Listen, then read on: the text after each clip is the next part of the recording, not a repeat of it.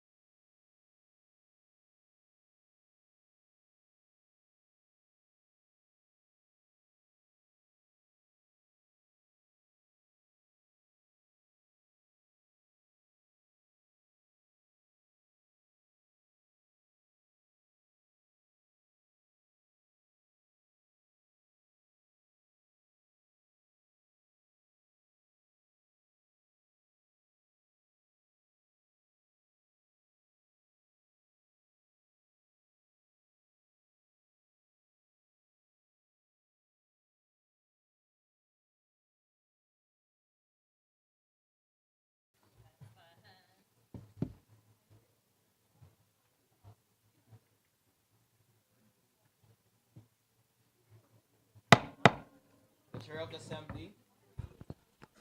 Hello. The Chair of the Assembly calls this fourth session of the 27th IPSF Asia Pacific Regional Assembly to order at 2:26 p.m. GMT plus 8 Kuala Lumpur time. Delegates, please be seated and be prepared. We will now proceed with a roll call to establish the quorum. The Chair of the Assembly now invites the Regional Secretary,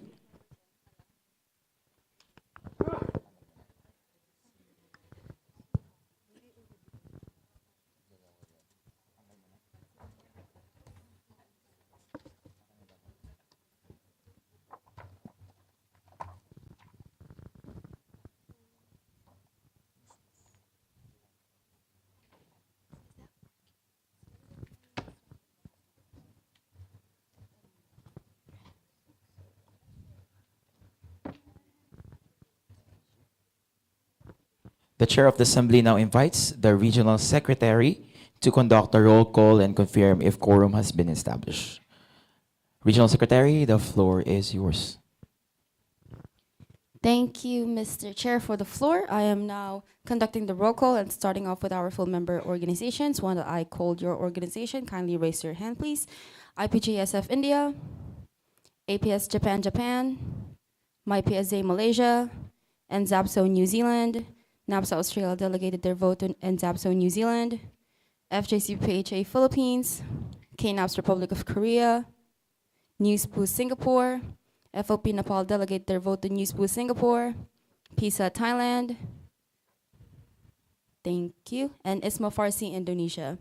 Moving on with our members and associations, MAPS India, BEM FFUE Indonesia, BEM FF Unir Indonesia, BEM FUS Day Indonesia, BEM Kemafar Unpad Indonesia, BEM Kemafar UGM Indonesia, HMF AP ITB Indonesia, UOP MSU Myanmar, APSA New Zealand,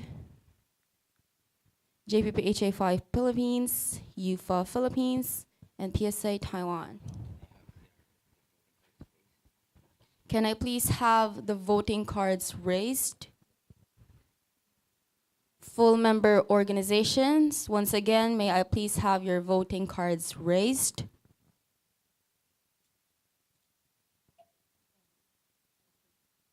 Strength of the House is 10, simple majority 6, 2/3 6, full members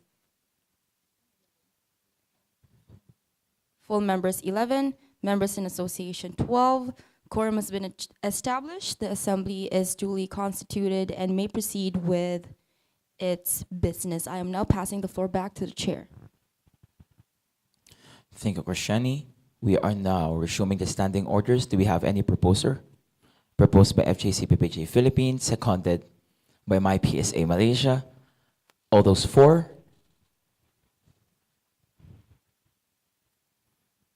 Sorry, can I have news posts separate? All those against? Motion carried unanimously. We are now resuming the standing orders. Next motion, please. Motion 15 reads, this, the 27th IPSF Asia Pacific Regional Assembly accepts and adopts the annual report of the contact person of IPGASF India for 2024 to 2025.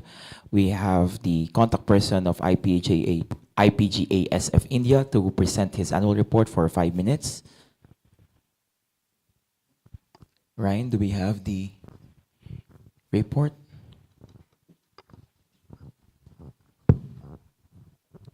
Hello. And the timer.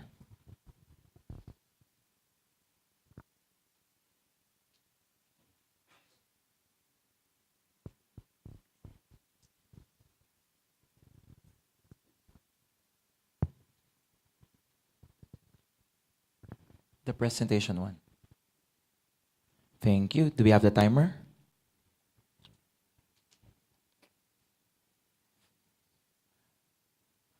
IPGASF India, the floor is yours.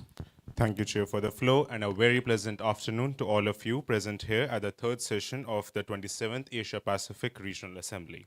I'm Abhishek Jain, the contact person of IPGSF India for the mandate 2024 to 25, and it's my privilege to present our annual report marking a year filled with action, ambition, and student-driven change. Next slide, please. IPGSF India was founded in 2017 with just 11 students and a simple mission to uplift pharmacy profession in India and create space for students to lead. Today, we are grown into a national student force grounded in our values and inspired by a legacy of Professor Emil Schroff, considered the father of Indian pharmacy education. What began as a vision has evolved into a movement. Over the years, we have walked a steady path from being recognized as an MIA in 2021 to receiving the Otto Falcon Award in 2022, and now officially completing our first mandate as a full member organization. We today include more than 2,600 members across 7 states in India and 36 institutions, each one adding to our strengths and in a shared mission. Next slide, please. That mission has always been clear: to raise the voice of pharmacy students, promote public health, and empower the next generation of healthcare professionals.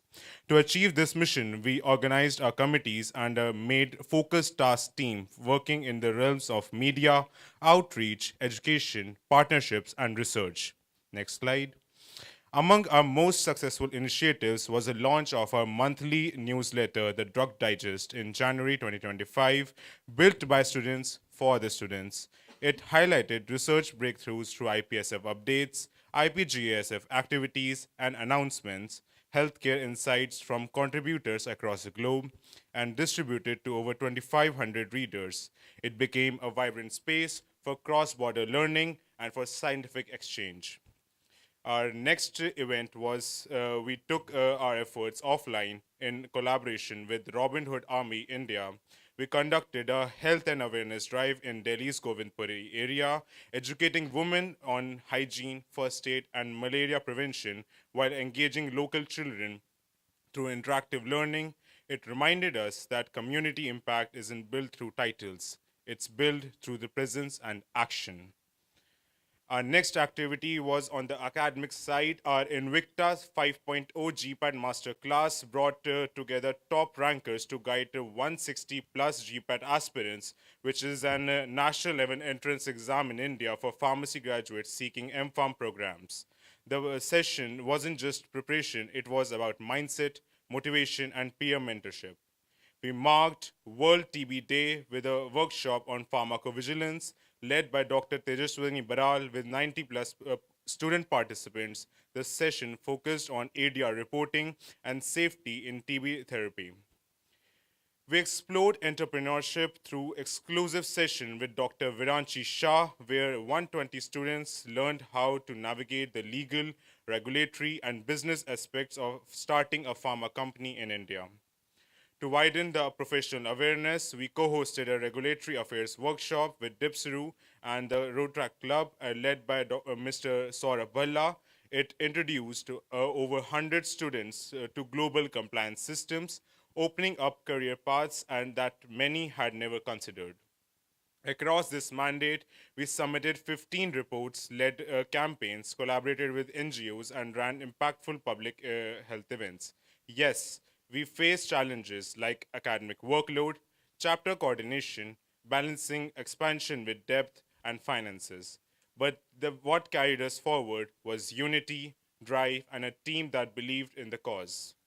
Looking ahead, we aim to invest more in student leadership training, publish research driven content, expand participation in IPSF linked campaigns, contribute more to IPSF APRO activities, start a student exchange program, and we hope to collaborate further with APRO and contribute to building a stronger regional networks. Before I conclude, I would like to thank the IPSF Regional Working Group, all member organizations, and the wider IPSF family for your guidance and support throughout the year. This mandate has been a turning point for IPGSF, and we are proud to walk this path together. As part of the community that campaigns global student leadership, I would like to thank you for your time and attention. I'll give back the floor to the chair. Thank you, IPJSF India. We are now opening the floor for any discussions.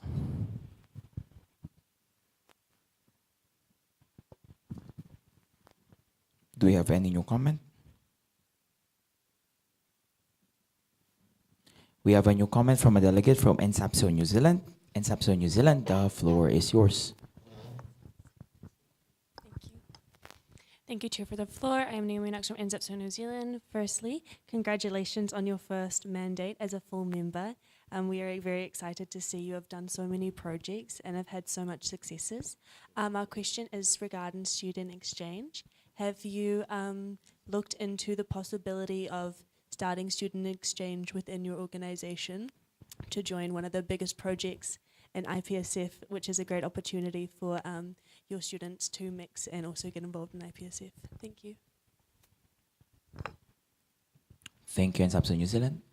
IPJSF India. As I mentioned in my presentation, we are very eagerly waiting for the opportunity to join the student exchange program. We are talking with our parent organization, that is IPGA, for the opportunities that we can provide to the students coming to India. However, we are facing some issues of sending students in exchange to other countries because the problem comes in funding and financing. So we are looking into the realms of sponsorship with the pharma companies such as Sun Pharma, and we are hopeful that by the December, like the winter SEP, we will be able to join the SEP program. Thank you. Thank you so much, IPJSF India. We're looking forward for your inclusion in the student exchange program as the chair of the assembly. We have a new comment from a delegate from MFF UNAIR Indonesia. The floor is yours.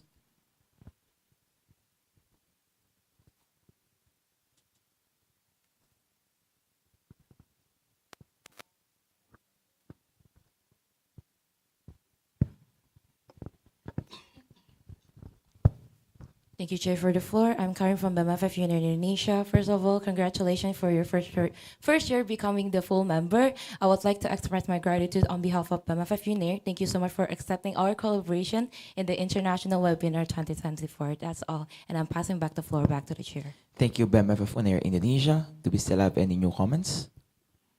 Before we have a new comment from a delegate from UVA Philippines. UVA Philippines, the floor is yours.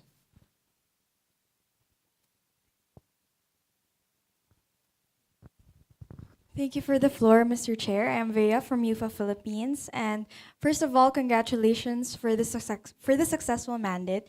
And on behalf of UFA, we would like to say that we appreciate your partnership in our past projects, and it's always been a pleasure working with you.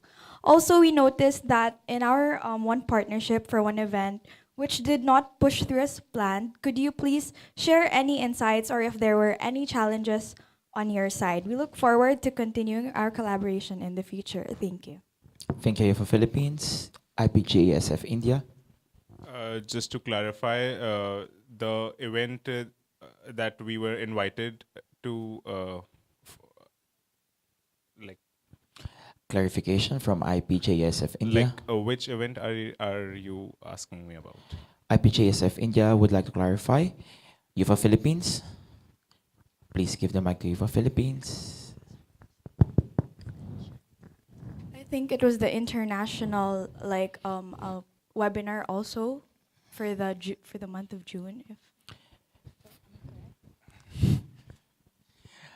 Thank you UFA Philippines. Do we still like any clarification? To answer that, I believe that there must be a misplace of communication.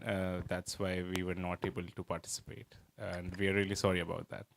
Thank you, IPJSF India. We have a new comment from a delegate from PSA Taiwan. PSA Taiwan, the floor is yours. Thank you, Chair, for the floor. This is Jane from PSA Taiwan speaking. First of all, congratulations on successful mandate. And we're very impressed by what IPGASF has done throughout the mandate. I have a question here regarding the IPGASF Cross RHA Health and Awareness Drive 2024. We find this event very intriguing.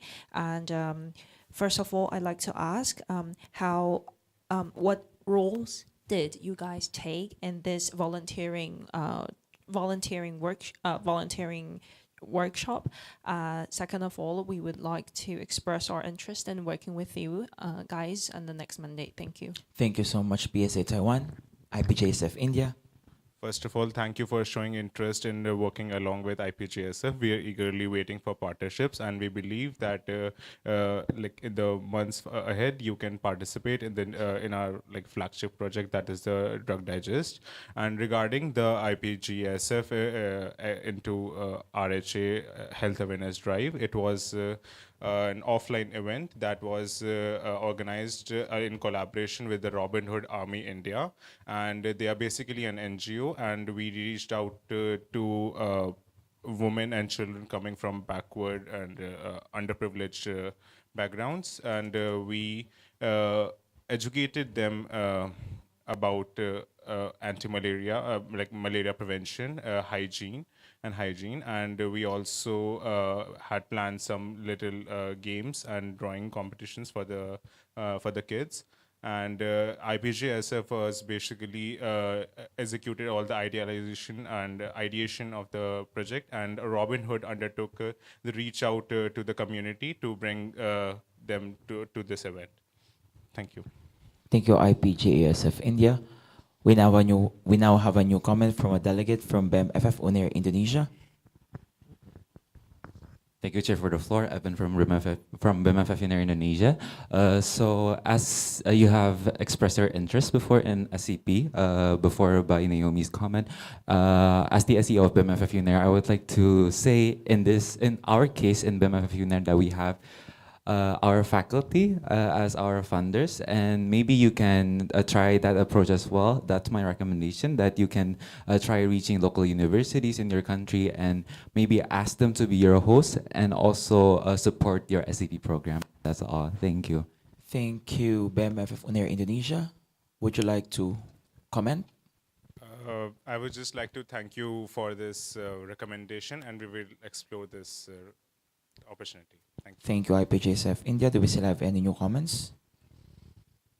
May I have a clarification for the motions committee if IPJSF India is allowed to redelegate their vote for this, since the delegate was not able to delegate the vote before his speech, and the rulings for this assembly is that they can stand up, they can go around, they just cannot go outside. So I would like to clarify if it is possible for them to redelegate the vote. since he is still inside the assembly. Do I see a thumbs up? I see a thumbs up. IPJSF India, before I close the floor for discussion, may I ask who are you going to delegate your vote with? IPGSF India would like to delegate a vote to NSAPSO New Zealand. Unfortunately, in SAPSO, New Zealand already have like 2 votes. You need to Okay. choose another full member. Then to my PSA Malaysia. My PSA Malaysia, may I ask the delegate from My PSA Malaysia if they are accepting the redelegation of votes specifically to this motion only. Can I have the mic to My PSA Malaysia? Minute takers, please take note of this in the minutes as well. Thank you, Chair. My name is Yuan from IPSA Malaysia, and we accept this vote delegation. Thank you so much, My PSA Malaysia. The vote of IPJSF India will be given to My PSA Malaysia only for motion 15. Thank you. Whole session.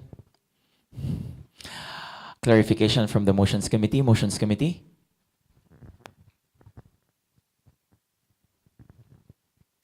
Three motions committee with regards to the redelegation of the vote of IPGASF India, since you will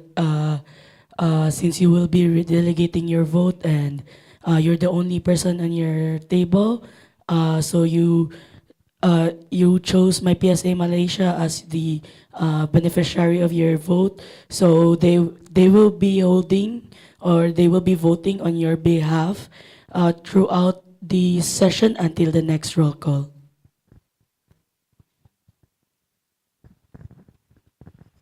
Clarification.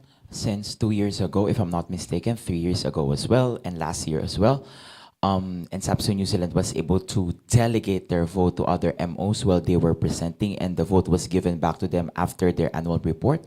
So I would like to clarify if we need to do another roll call and suspend the standing orders, or IPJSF India could have their votes back after this motion. Can we have the official document, please?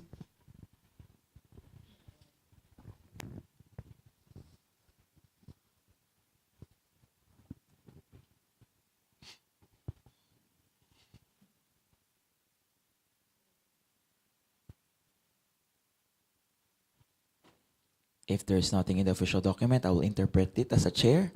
But we have that official document. Point of information from Motions Committee. Yeah. Motions Committee, the floor is yours. Three motions committee, according to the domestic rule of the official documents, Article 6.2.4, in the event that all official delegates of a particular delegation must leave the assembly during an active session, the chairperson must be informed through a point of order, and voting privilege shall be suspended until the next roll call. At the discretion of the chairperson, voting privileges may be delegated to another full member and shall not be returned until the next roll call, except as provided in Articles 10.6.2 and 11.3.2 of the standing orders. Please give us 2 minutes to check these articles. Okay. GAFA Motions Committee. So for the Article 10.6.2 says that if a nominee is the only official delegate from the organization may mandate its vote to another full member organization for the duration of the voting procedure, which has remarks, the vote must be returned immediately following the conclusion of the voting procedure and announcement of the result. So, Thank you, Motions. Do we still have any additional? and 11.3.2, which says that if the applying host organization, this is That's for election of regional Thank- symposium or thank- World Congress. Thank you, Motions Committee. However, the wording in the official document is that the official delegate leaves the assembly. However, according to our ruling, the delegate can stay inside, can go up and leave his table as long as he or she is inside. As the chair of the assembly, I am using my privilege to allow IPJSF India to have their votes back after this motion. Thank you. I'm now closing the floor for discussion, and we are going to proceed with the voting. Motion 15 reads, This, the 27th IPSF Asia Pacific Regional Assembly accepts and adopts the annual report of the contact person of IPJASF India for 2024 to 2025. Full members, all those for.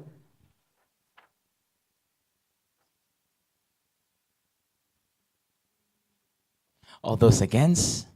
All those abstaining. Motion carried unanimously. Unanimously. Congratulations, IPJASF India. Motion carried. You may address the assembly. Any messages to assembly?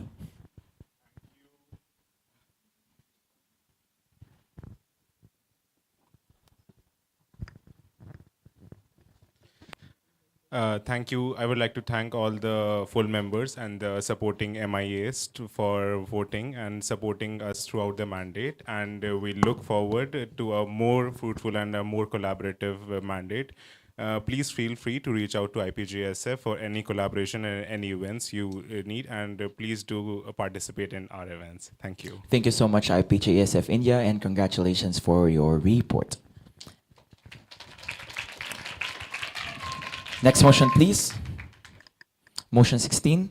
Motion 16 reads, this, the 27th IPSF Asia Pacific Regional Assembly accepts and adopts the annual report of the contact person of APS Japan for 2024 to 2025. Can I have the representative and the two-time contact person of APS Japan to report again regarding their association? Haruto, the floor is yours. Point of order? Okay. I am now giving the privilege to IPJSF India to have their votes back. Thank you for reminding me. Are you ready? Yeah. 5 minutes. The floor is yours. Yes, hello everyone. I'm Haruto Mitsumata, contact person from APS Japan 2025. Now we would like to begin the presentation from APS Japan. Next slide, please. Sorry. First, let us introduce APS Japan. APS Japan stands for the Association of Pharmaceutical Students Japan. Currently, our organization consists of 175 members and from 70 universities. Our vision is provide new barrier for pharmacy students and be a platform for pharmacy students.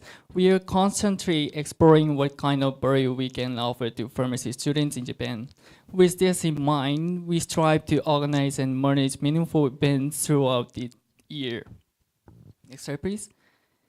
Our organization is structured into 7 departments and 3 committees. Last year, we had a division between internal and external affairs, but this year, we adopted a system with 2 vice presidents. Each of them oversees either internal operations or external relations. Next slide, please.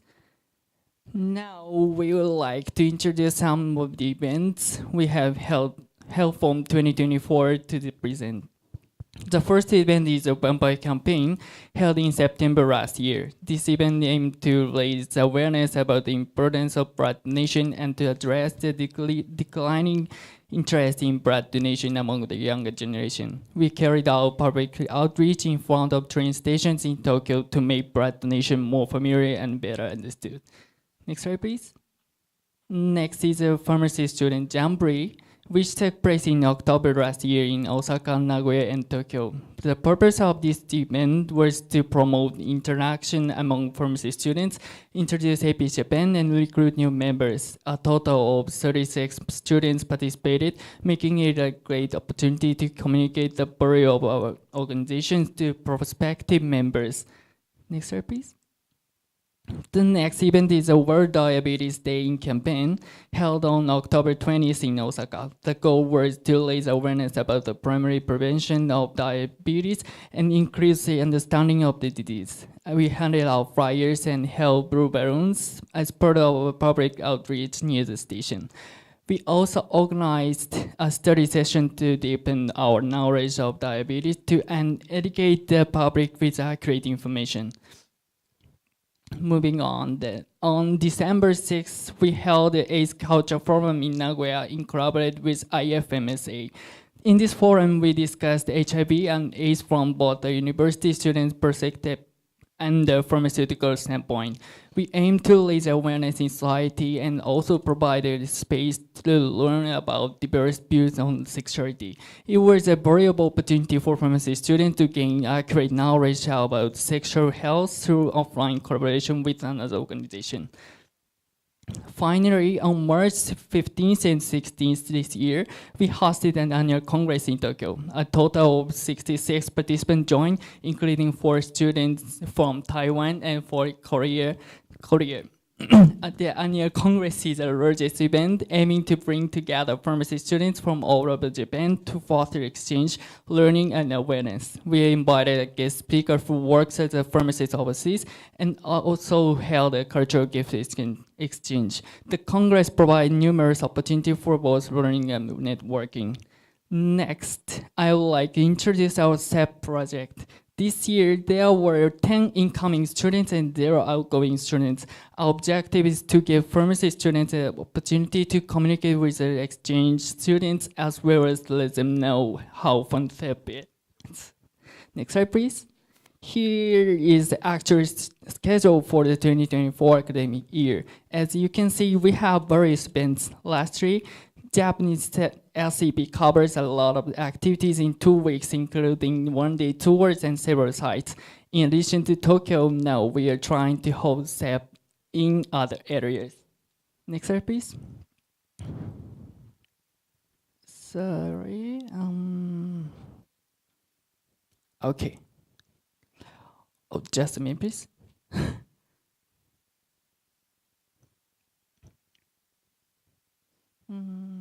Okay, sorry. In recent years after COVID-19, AP Japan has faced extremely difficult times with challenges such as a decline in membership and in unsuitable organizational structure. Through the leaders team, we have been exploring how we can restructure our communities, whether through integration or establishing new ones.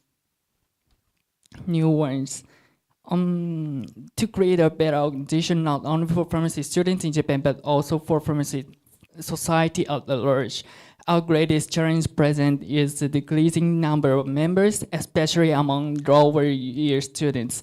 If this current situation continues, it could threaten the very existence of our organization. In response, over the past year, we have forced our efforts and activities such as welcome events for new students and our annual congress. We also work to improve organizational transparency in order to create an environment where pharmacy students can more easily get involved. With the support of many AP Japan alumni and sponsorship from Japan companies, we are gradually regaining a positive atmosphere, something we have achieved throughout our own efforts. In terms of the international activities, the number of our submitted activity reports is zero. This problem is AP Japan has been a critical situation as a member organization of IPSF. The CP was unable to submit the activity report. I sincerely apologize for this. Next slide, please. This year, I have resumed a lot of CP starting from April, serving in this capacity for the second time since 2022. I see this as a valuable opportunity to witness the direction of AP Japan's international activities and to reintroduce the amazing environment and opportunities that IPSF offers to pharmacy students in Japan. My term has only just started. Moving forward, I will continue to work together with the entire team to seek solutions and do our best. I would like to express my deep gratitude to KNAPS and PSA Taiwan for their continuous and proactive collaboration every year. So in addition, as well as to the other RWG members of APRO for their understanding of our situation in Japan. Thank you very much for your attention. Thank you, APS Japan. Now I am opening the floor for any discussions. We have a new comment from a delegate from NZAPSO, New Zealand. NZAPSO, New Zealand, the floor is yours. Thank you, Chair, for the floor. I'm Caitlin Chan from NZAPSO, New Zealand. First of all, on behalf of NZAPSO, Congratulations on your successful mandate. It was lovely to read about your inspiring projects. Regarding one of the projects in your report, which was raising awareness for World Diabetes Day in Osaka, could you elaborate if and how your organization could gauge whether this project was effective or not? Thank you, and I'm passing the floor back to the chair. Thank you. And Zabso New Zealand. Now I am passing the floor to Haruto. Thank you for the floor, Chair. I haven't participated in this event, but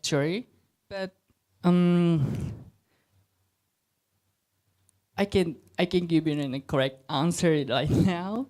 So is it okay if we check later? Okay. Thank you so much. Sorry for it. Thank you, APS Japan. Now we have a new comment from a delegate from PSA Taiwan. PSA Taiwan, the floor is yours. Thank you for the floor, Chair. And this is Laura from PSA Taiwan. It's great to see that APS Japan has organized such a diverse range of activities with different formats and themes. I noticed there were some big participant amount gap for each event. May I ask what you think caused this variation? Thank you. I now return the floor back to the chair. Thank you, PSA Taiwan. Haruto? Thank you for the floor. Thank you for the question, PSA Taiwan. In my opinion, one reason is that APS Japan has not enough lower year students, which makes it difficult to attract participants to events targeted at them. Another reason could not that most of our members are concentrated in the capital area like in Tokyo. Yeah, thank you. Thank you, APS Japan. Now we have a new comment from a delegate from FJCPPHA, the Philippines. The floor is yours. Thank you for the floor, Mr. Chair. I am Alex, Student Exchange Officer of FJCPPHA Philippines. I would like to congratulate you for your successful mandate and also thank you for the successful Winter Student Exchange program that one of my students participated in and enjoyed her stay. Moreover, my question is there a possibility for you to extend your application period for incoming students for the next winter SEP or summer SEP? Thank you, FJCPPHA, the Philippines. APS Japan, the floor is yours. Can I pass our SEO? You cannot pass it to the SEO, but I can ask the SEO. Is the SEO inside the assembly now? Yeah. I am passing the floor to the delegate from APS Japan.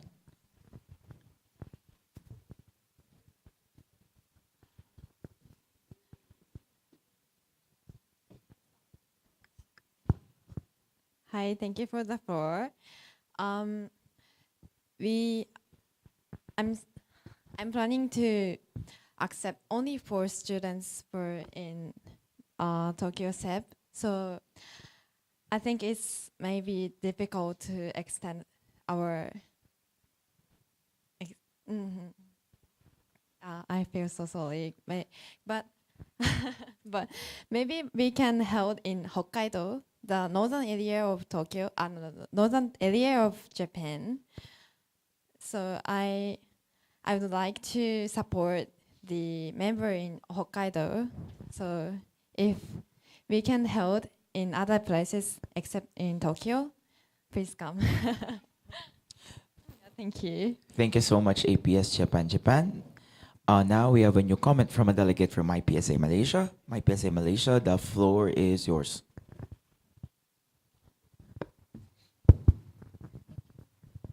Thank you, Chair. My name is Yuan from IPSA Malaysia. And congratulations, Haruto, on a successful mandate. I think for 2 mandates, you were the CP. So great job, and I see there's a lot of activities. However, I have a question. I saw that in your annual report, there were 0 activity reports submitted. So may I know what was the reason behind that? Thank you. I'll pass back the floor to Chair. Thank you, IPSA Malaysia, APS Japan. Yeah, thank you for the floor.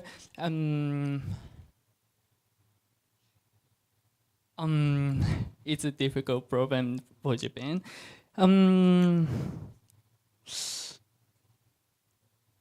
We have to find a solution we have to find a solution in this year. So I want to solve the problem in this year. So I want to submit in more and more and to submit annual reports, I think. Thank you. Sorry.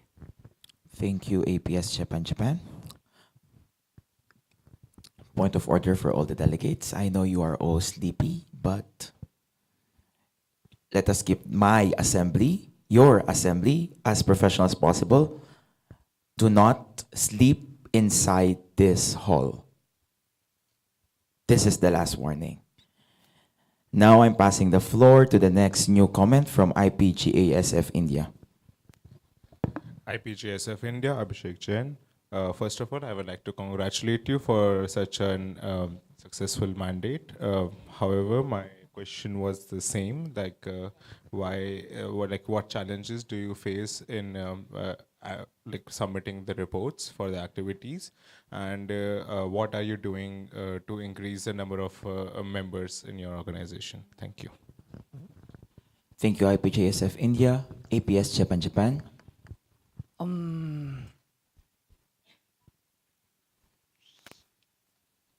Sorry, it's a so difficult problem for our organization. So,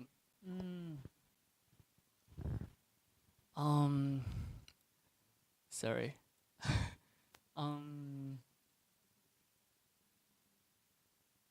Yes, actually my second time in the CP. So, is it? I think this is a big chance to solve the problem in this year. So, sorry. How can I say it?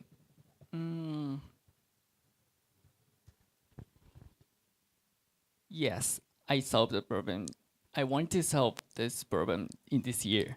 Yeah. Thank you, APS Japan. Now we have a new comment from an observer. Can the observer identify? We have a direct comment from PSA Taiwan. PSA Taiwan, the floor is yours. Thank you, Chair, for the floor. This is Jane from PSA Taiwan speaking. I'll make a direct comment to IPGASF's new comment that from a very long partnership with APS Japan, from PSA Taiwan's perspective, although they are a very organized organization, they have been long, but the decreasing of the working group number from for IPS Japan, and also the fact that it's kind of difficult for all APS Japan's Japanese students to have a rather fluent English speaking and rather writing skill. It would be difficult for the international department to submit all the reports. I'm not really like defending that they did not submit the report, but however, I just want to speak on behalf of BSA Taiwan that to ensure the assembly that IPS Japan is a very active and very devoting themselves into this assembly and also into IPSF. That's all. Thank you, Chair. Thank you, PSA Taiwan. Thank you very much. We have a new comment from an observer. Can the observer identify himself or herself? Drop. Now we have a new comment from PSA Thailand. PSA Thailand, the floor is yours. Okay, thank you for the floor, Chair. Punanath from PSA Thailand. First of all, I want to congratulations for your hard work, Haruto, as CP for 2 years. And also congratulations, Nagisa, as your new SO. Hope your mandate is going as well as me too. And also, from my question, many Thai pharmacy students are very keen to join the student exchange program in APS Japan. However, since the current date coincide with the academic semester in Thailand, may I kindly ask that if there are any plans to extend or offer alternative internship period to better accommodate interests from PISA Thailand. Thank you. Passing to the floor back to the chair. Thank you, PISA Thailand, APS Japan. Would you like me to summon the SEO? Can I talk with her? Sorry, what is it? Can I talk with her? Or last year we accepted them to talk, so go on. Thank you. You may talk with her.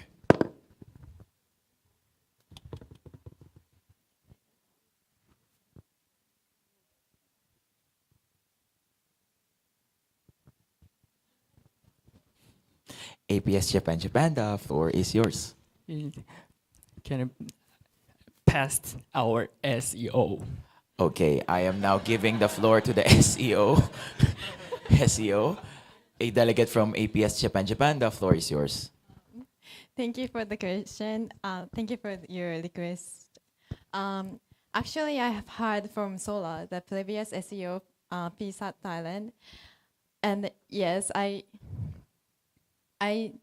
try to my best to accept your students, because in Hokkaido, the northern area of Japan, they usually held in March. It's your summer vacation or yeah. So yeah, we are trying to best to support the staff in there. So if we could held in Hokkaido, come. Thank you, APS Japan. Do we still have any new comments? I see none. We are now closing the floor for discussion and we are going to proceed with the voting. Motion 16, all those for, please raise your voting cards. All those against? All those abstaining? Motion 16 reads, this the 27th IPSF Asia Pacific Regional Assembly accepts and adopts the annual report of the contact person of APS Japan for 2024 to 2025. Voting results are 10-4, 0 against, 0 abstain. Congratulations, APS Japan. Motion has been carried unanimously. Thank you so much, everyone, and a lot of support every year. So I'm so happy to working with you. Thank you so much. Thank you so much, APS Japan. Just a note to everyone, wait for me to tap it, just so it will be good in the video, okay? Next motion, motion 17. Motion 17 reads, this, the 27th IPSF Asia Pacific Regional Assembly accepts and adopts the annual report of the contact person of MyPSA Malaysia for 2024 to 2025. Do we have the contact person of MyPSA Malaysia?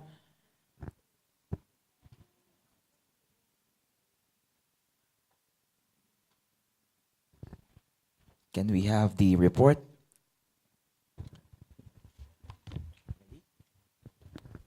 Mic test. You have 5 minutes for your annual report. The floor is yours. Thank you, Chair. Greetings, ladies and gentlemen. I'm Yuan, the current IPSF contact person of MyPSA Malaysia, and I stand here today to present to you my annual report. So MyPSA was founded in 2005 and is a student-led, non-political, national-level organization representing pharmacy students from over 21 local societies in Malaysia. Our goal are to act as a representative body and an advocate for collective voices, roles and positions of pharmacy students in Malaysia, as well as representing Malaysian pharmacy students at a global level, which is IPSF and IPSF APRO. This year, we hit a milestone, as we have a new local society that joined us, which is from the University College Marway International, UCMI. Currently, the total number of pharmacy students in Malaysia is 6,238 students, while the number of students registered under MyPSA is 5,300 students. In my annual report, as you may see, I have highlighted 4 MyPSA national events. The 19th National Gathering of Pharmacy Students, NOGAPS 2024, which is an annual event to connect pharmacy students from different universities in Malaysia. Next is the 17th MyPSA National Pharmacy Sports Carnival, MPSC 2024, organized by the MyPSA Project Officer. MPSC is our members' favorite, as it encourages a healthy competition in sports between schools of pharmacy around Malaysia, and it provides a platform for pharmacy students to unleash their sporting talent and develop sportsmanship. Furthermore, it is the 8th MyPSA National Research Competition, MPRC 2025. This event provides a platform for pharmacy students to explore their talents in research and development field of pharmacy. And it also encourages pharmacy students to be actively involved in the pharmaceutical research field. This event is special as students from year 1 to year 4 can attend and also improve their research and personal soft skills. Next is the 5th MyPSA National Competition, MPC 2025, which encompasses the professional development events that include compounding event, which is the Piala Aisha, the clinical skills event, pharmacy quiz, and the patient counseling skills event, the clinical pharmacy competition. For the public health initiatives, MyPSA has successfully collaborated with 16 local societies to organize public health campaigns, and it will be organizing its public health campaign competition in August 2025. Under the student exchange portfolio, for winter SCP, we have successfully sent outgoing students to Australia and also Egypt, while for summer SCP, we have managed to send 9 outgoing students, and we have also received an overwhelming number of 13 incoming students from different parts of the world. For this year, the plan that the MyPSA SEO have in mind is to continue on the International My Friend Day, IMFD, visiting program to explore around the city of Kuala Lumpur. And next is the SCP tour for 3 days, 2 nights to Malacca City. So throughout this tenure, MyPSA has successfully organized a series of national events and a plenty of wonderful office events, all of which were conducted physically and some, unfortunately, were conducted virtually. A total of 22 activity reports were submitted, reflecting our active engagement and dedication to what we stand for. However, the number is slightly lower because we have many events that is still ongoing and coming real soon. So before I end my speech, I just want to say thank you to all of you, truly from the bottom of my heart. And at the beginning of this journey, I can say that I really struggled. I didn't have the confidence, and I kept overthinking everything, and I was super overwhelmed, burned out, and I felt very alone, that I pulled away from everything. But in that time, I reminded myself of what and who I represent. And slowly, I found the strength to continue doing what I'm doing and to keep on representing MyPSA in the global stage. And because of that, I got to live this incredible journey with all of you. So to my MyPSA members, thank you for trusting me to be your voice and to be your voice in the global stage. And it's been the greatest honor of my student journey to be representing all of you. And to my MyPSA executive committees, thank you for trusting me to be your voice. And also to the APPS team from Malaysia, your hard work, dedication have been nothing short of inspiring.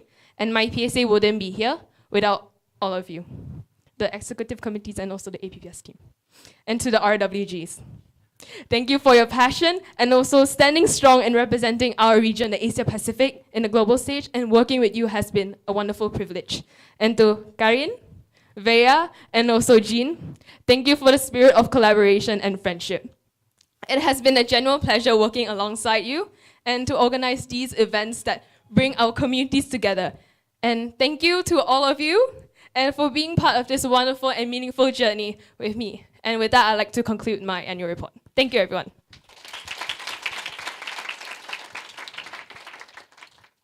Thank you, MyPSA Malaysia. I am now opening the floor for discussion. We have a new comment from a delegate from PSAT Thailand. PSAT Thailand, the floor is yours. Thank you for the floor, Chair. Mimi from PSAT Thailand. First of all, congratulations on your mandate. You have did such a great job as your position in order to engage most of your students in your organization with the IPSF APRO. But by the way, on behalf of PSAT Thailand, as we share the same context as a national-based organization, I would like to ask for a suggestion regarding how to manage the finance within the organization in order to sustain the organization's operation and project implementation successfully. Thank you. Okay. Thank you, PSAT Thailand, MyPSA Malaysia. Thank you, Chair. As we all know, the financial part can be kind of sensitive for me to speak in the global stage. But I have to ask the consent from MyPSA President to continue saying. Should I continue? Do you want to summon the MyPSA President? Okay. I'm giving the floor to a delegate from MyPSA Malaysia to answer the new comment. MyPSA Malaysia, the floor is yours. Thank you to the Chair. Hojin here, MyPSA Malaysia. All right, so very thank you to Prasad for the question regarding on how we manage our finances. So first of all, our finances are managed by an external finance team. They're in charge of auditing and dealing with all the financial parts. So for our project sustainability, usually we run financial projects and so on, just to make sure the event actually runs a profit. Apart from that, we also do various initiatives, crowdfunding, and also we do merchandising. Basically, we sell merchandise to people and get them to buy our merchandise. So during International Day, if you see our merchandise around, please do buy it. That would be all from me. Thank you. Back to you, Chair. Thank you, delegate from IPSA Malaysia. Now we have a new comment from a delegate from NSAPSO New Zealand. NSAPSO New Zealand, the floor is yours.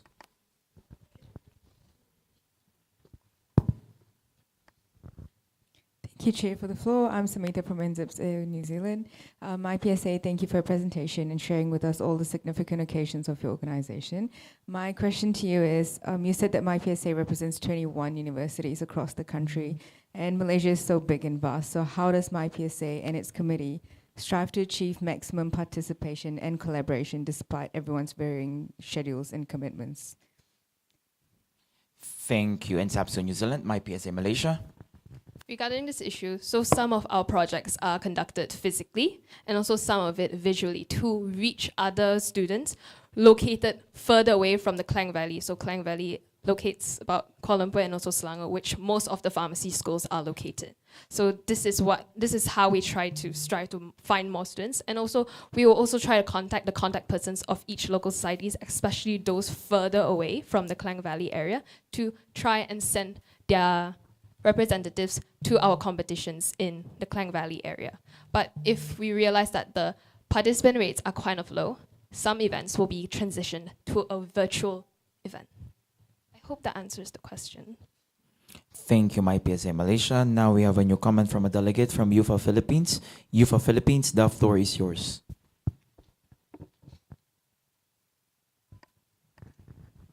Thank you for the floor, Mr. Chair. I'm Vea Jirapospolo from UFA Philippines. We would like to express our gratitude to MyPSA for our previous collaborations, specifically on the partnerships on our social media health campaigns and the UFA x MyPSA virtual comparative study.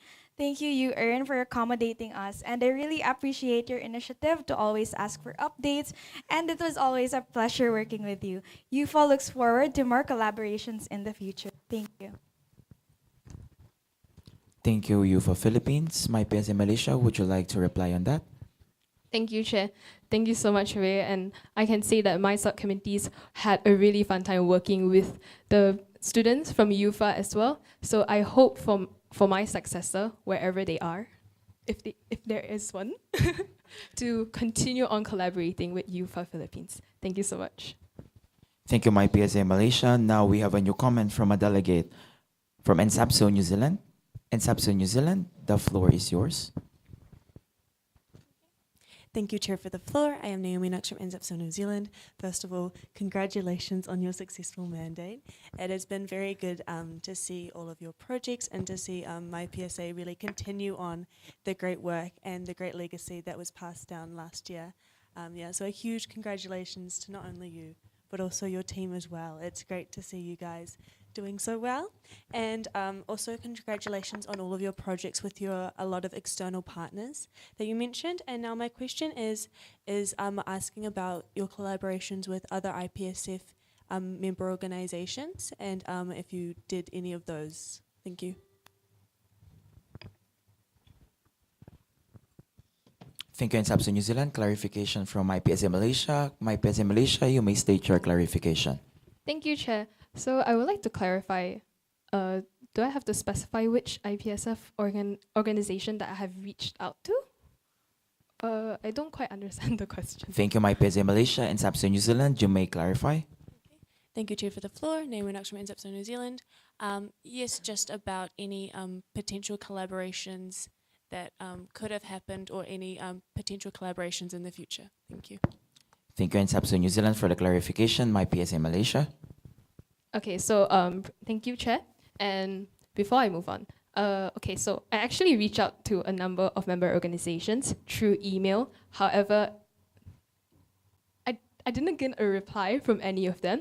However, during that time, I was kind of overwhelmed with like other external events and also my academic challenges. So I decided to not follow up the emails to the IPSF organizations and remain continuing with the plans that we have already, which is to organize the virtual comparative study and to organize the farmer leaders with BAM FF United. I hope that answers your question.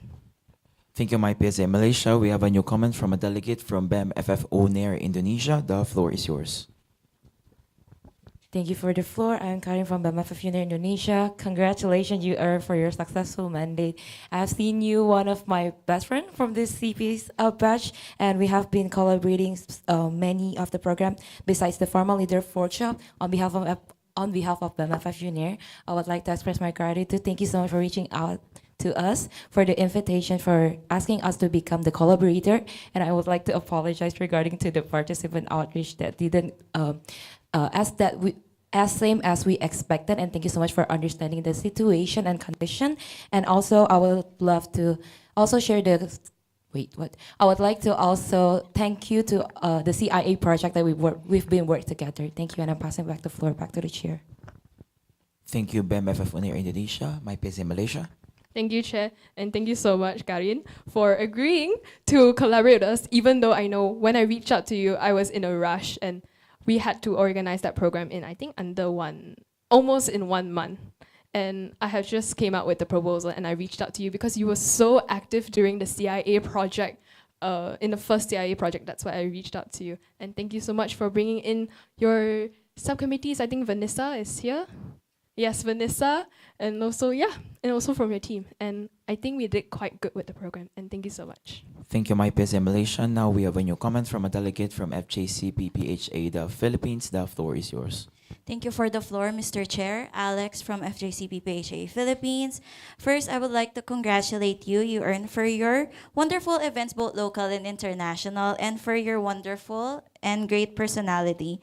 I would like to ask about your plans for this year or the upcoming year, which is the Scepter.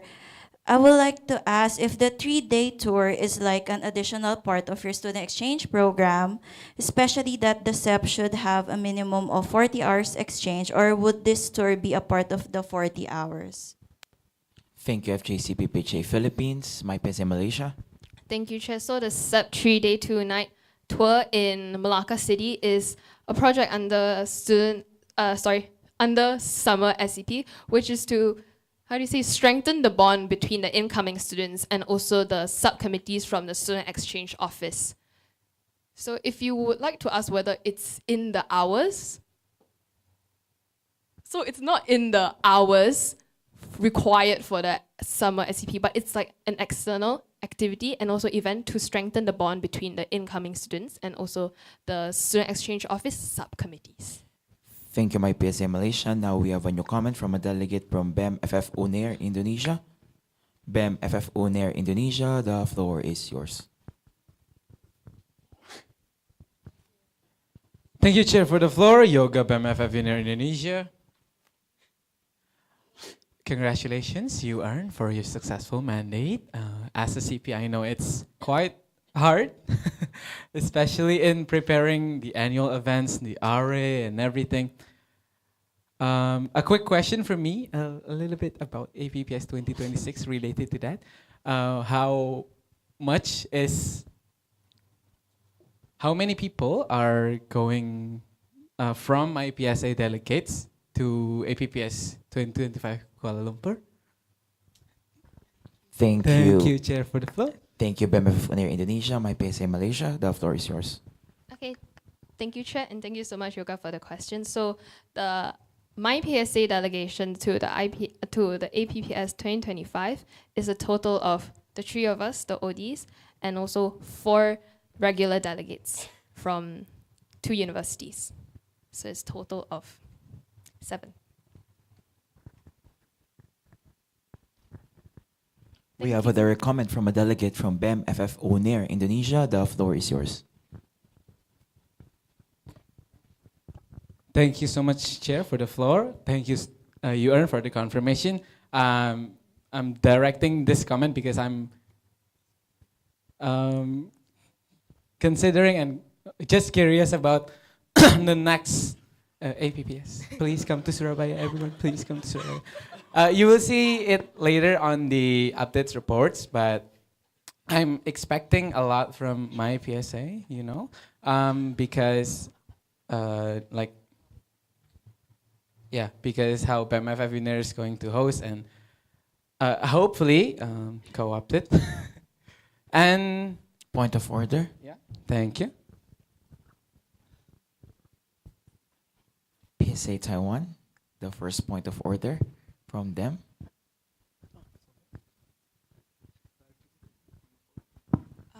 I just want to address that a direct comment can only be directed to a new comment instead of. Correct. Yeah. The discussion was about the number of how many numbers. So Yoga clarified, not clarified, directed the comment to the numbers because it is related to, the number of the delegates is quite low according to Yoga compared to what was expected by UNAIR, since MyPSA Malaysia is the hosting country for this year. So the question was directed to the number of participants, so it's a direct comment to that specific comment. Thank you, PSA Taiwan, BMFF UNAIR Indonesia. Yeah, thank you, Chair, for the floor. Thank you, Moises, for the confirmation. And that is exactly it, because for us, like neighboring countries, please do come with 50 delegations. It's very much appreciated. Yeah, I think that would be it. Giving the floor back to the chair.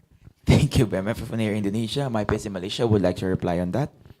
Thank you, Chair, and also thank you, Yoga, for the.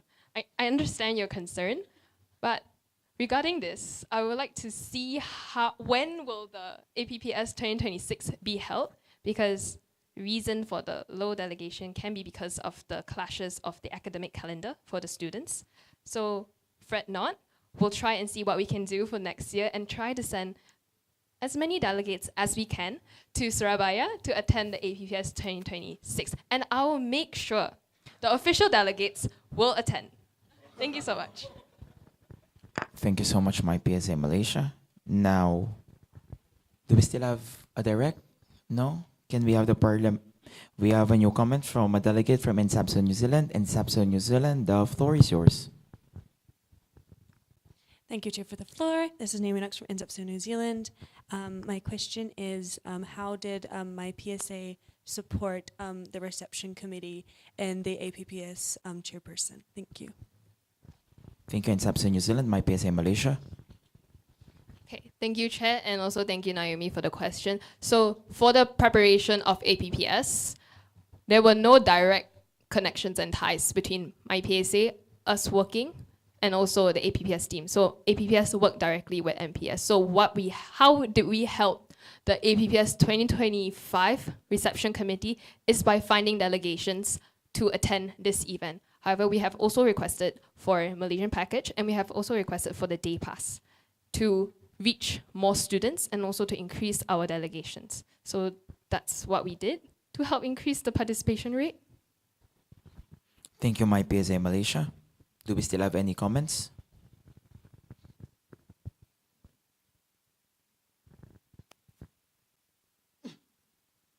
I see none.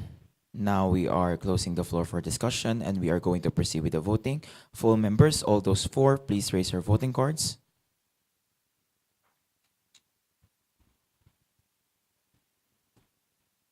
All those against?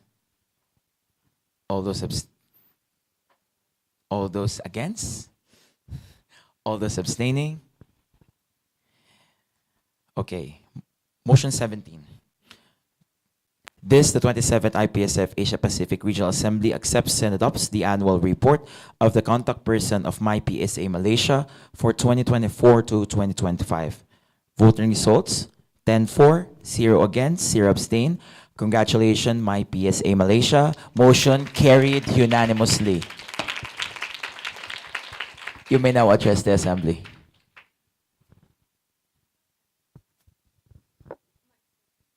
Hello? Okay. Thank you. Mic test, okay. Sincerely, I would like to say thank you to all of you for accepting my annual report, and I hope that we as IPSF APRO can continue, for my PSA as well, can continue collaborating with your member organization. And if you have any opportunities that you want to collab with my PSA, do let me know, and I'll let my successor know maybe. because I don't know who that will be yet. So I'll make sure to continue working with all of you, and I wish you the best of luck in your mandate and also for your future projects as well. And lastly, thank you to all of you, and have a nice RA and have fun at APPS 2025. And for BEM FF Uniter, don't worry, we'll try and find solutions to it. Okay? Okay, with that, I end my speech. Thank you so much, everyone, and goodbye. Thank you so much, my PSA Malaysia. Again, please wait for me to tap because we need to hear the tapping in the live stream, okay? Thank you. Next motion, motion 18. Motion 18 reads, this, the 27th IPSF Asia Pacific Regional Assembly, accepts and adopts the annual report of the contact person of NSAPSO New Zealand for 2024 to 2025. May I have the contact person of NSAPSO New Zealand?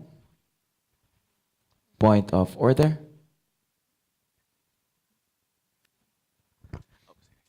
Thank you.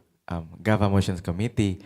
So just a kind reminder, don't forget to introduce yourself before delivering any statements, because that might actually be beneficial for our colleague there taking minutes. Thank you so much.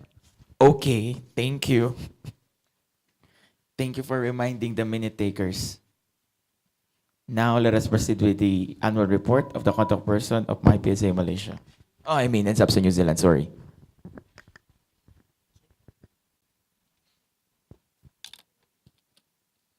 NSAPSO New Zealand, are you ready? 5 minutes starts now. Good afternoon, distinguished members of the Regional Working Group, fellow contact persons, the APRO chairperson, and the broader IPSF community. My name is Samita, and I have the privilege of serving as the IPSF contact person for New Zealand's Association of Pharmacy Students in Otago, NZPSO. I'm honoured to be here today to share updates from New Zealand and reflect our activities and engagement with the Asia Pacific Regional Office this term. About NZPSO, to begin with, we represent students in their second, third, and fourth years of study at the University of Otago, and we currently have a membership base of approximately 280 active students, making us one of the key pharmacy student organizations in New Zealand. We were established in 1963 under the name OUPSA, Otago University Pharmacy Students Association, and officially rebranded to NZPSO in 1997. Our journey with IPSF began in 2011 when we first joined the Federation during the 57th World Congress held in Thailand. And since then, we've grown steadily in our regional engagement and are now seeing more and more of our members take interest in IPSF initiatives. In 2024, NZPSO underwent a key structural change, and we amended our constitution to shift the term of office for the role of IPSF CP from the calendar year of January to December to a more aligned cycle of October to September. And this decision was made at our AGM held last year in order to better reflect the natural flow of our academic and the IPSF calendar and organizational planning. Our vision remains to act as a cohesive body that caters to the academic, social, cultural, and political needs of pharmacy students in New Zealand. And our mission focuses on 3 pillars: hosting events that support professional and personal development, acting as liaison between students and the School of Pharmacy, and ensuring our student voices are represented in decision-making bodies. I also want to take a moment to acknowledge our 2024 to 2025 Executive Committee led by our President, Naomi, along with our secretary, treasurer, and the diverse team overseeing welfare, education, sports, and marketing, all of whom have played a huge role in delivering the projects that I'm about to share with you. This year, we placed emphasis on professional development and cultural inclusivity, and our patient counseling event was a major success. It was conducted over 2 days in the virtual professional practice lab and allowed students to stimulate real-life patient counseling scenarios. Some of our students even had the opportunity to act as patients, making the experience more immersive and engaging. We also had the Māori Language Week, which we partnered with Te Puna Kaitaka, the Māori student representative group, to raise awareness of Indigenous language use in pharmacy practice. Students learned common pharmacy terms in Te Reo Māori, and we facilitated cultural dialogues that helped international students understand and appreciate New Zealand's unique cultural landscape. This initiative served both educational and reconciliatory purposes, reinforcing inclusivity in health communication. Collaboration is at the heart of IPSF. amongst all the MOs, and I'm excited to share some of the highlights. We worked closely with Vietnam and Singapore on the Healthy Diet Talk Show, and each country presented its own perspective on achieving and maintaining a healthy diet, followed by a lively Q&A session, which was insightful and highly interactive.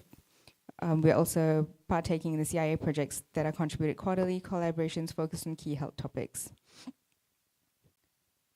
For our internal engagements, we are focusing on building a community. Internally, NZIPSO remain deeply engaged with student life and well-being. The P2 camp is one of our flagship events as it sets off the pharmacy journey for all the students. It's a 3-day orientation for incoming pharmacy students and features icebreakers, games, and structured sessions with senior students and the faculty. Our mentorship program has grown in strength 4 times almost this year with nearly 40 successful pairings. And this initiative helps connect first-year students with experienced peers, offering both academic and emotional support. And finally, the Teddy Clinic of 2024 and 2025 was a joyful and meaningful experience. In collaboration with other health faculties, we engaged with local children to teach them about healthcare through their teddy bears. Our pharmacy booth featured counting trays, prescriptions, and syringes, a fun and educational outreach tool that reminds us the importance of community engagement. With regards to our student exchange program, we're particularly proud of the SEP this year. We had 5 outgoing students, which is a significant jump from previous years. And this just shows a renewed interest in global learning and cultural exchange. This increase is likely driven by eased travel restrictions and greater visibility of the SEP opportunities. For incoming exchange, we're hosting 1 student during the summer cycle. We also participated in the virtual SEP with Indonesia, Korea, Philippines, Thailand, and Singapore. These virtual events have helped us bridge geographic gaps and build deeper friendships across Asia Pacific. New Zealand can often feel geographically distant from the rest of the region, but this year we've made strides in closing that gap. For instance, we have 4 student representatives attending APPS this year, which is a great step forward for us in terms of this engagement. And looking ahead, we hope to increase our participation in regional campaigns, strengthen collaborations with MOs across Asia Pacific, and involve more students from the university in IPSF leadership roles in the working groups.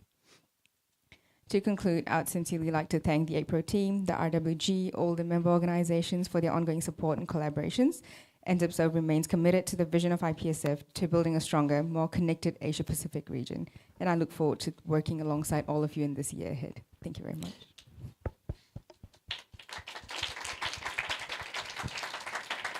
Thank you, NSAPSO New Zealand. We are now opening the floor for discussion. We have a new comment from a delegate from NewsPost Singapore. NewsPost Singapore, the floor is yours.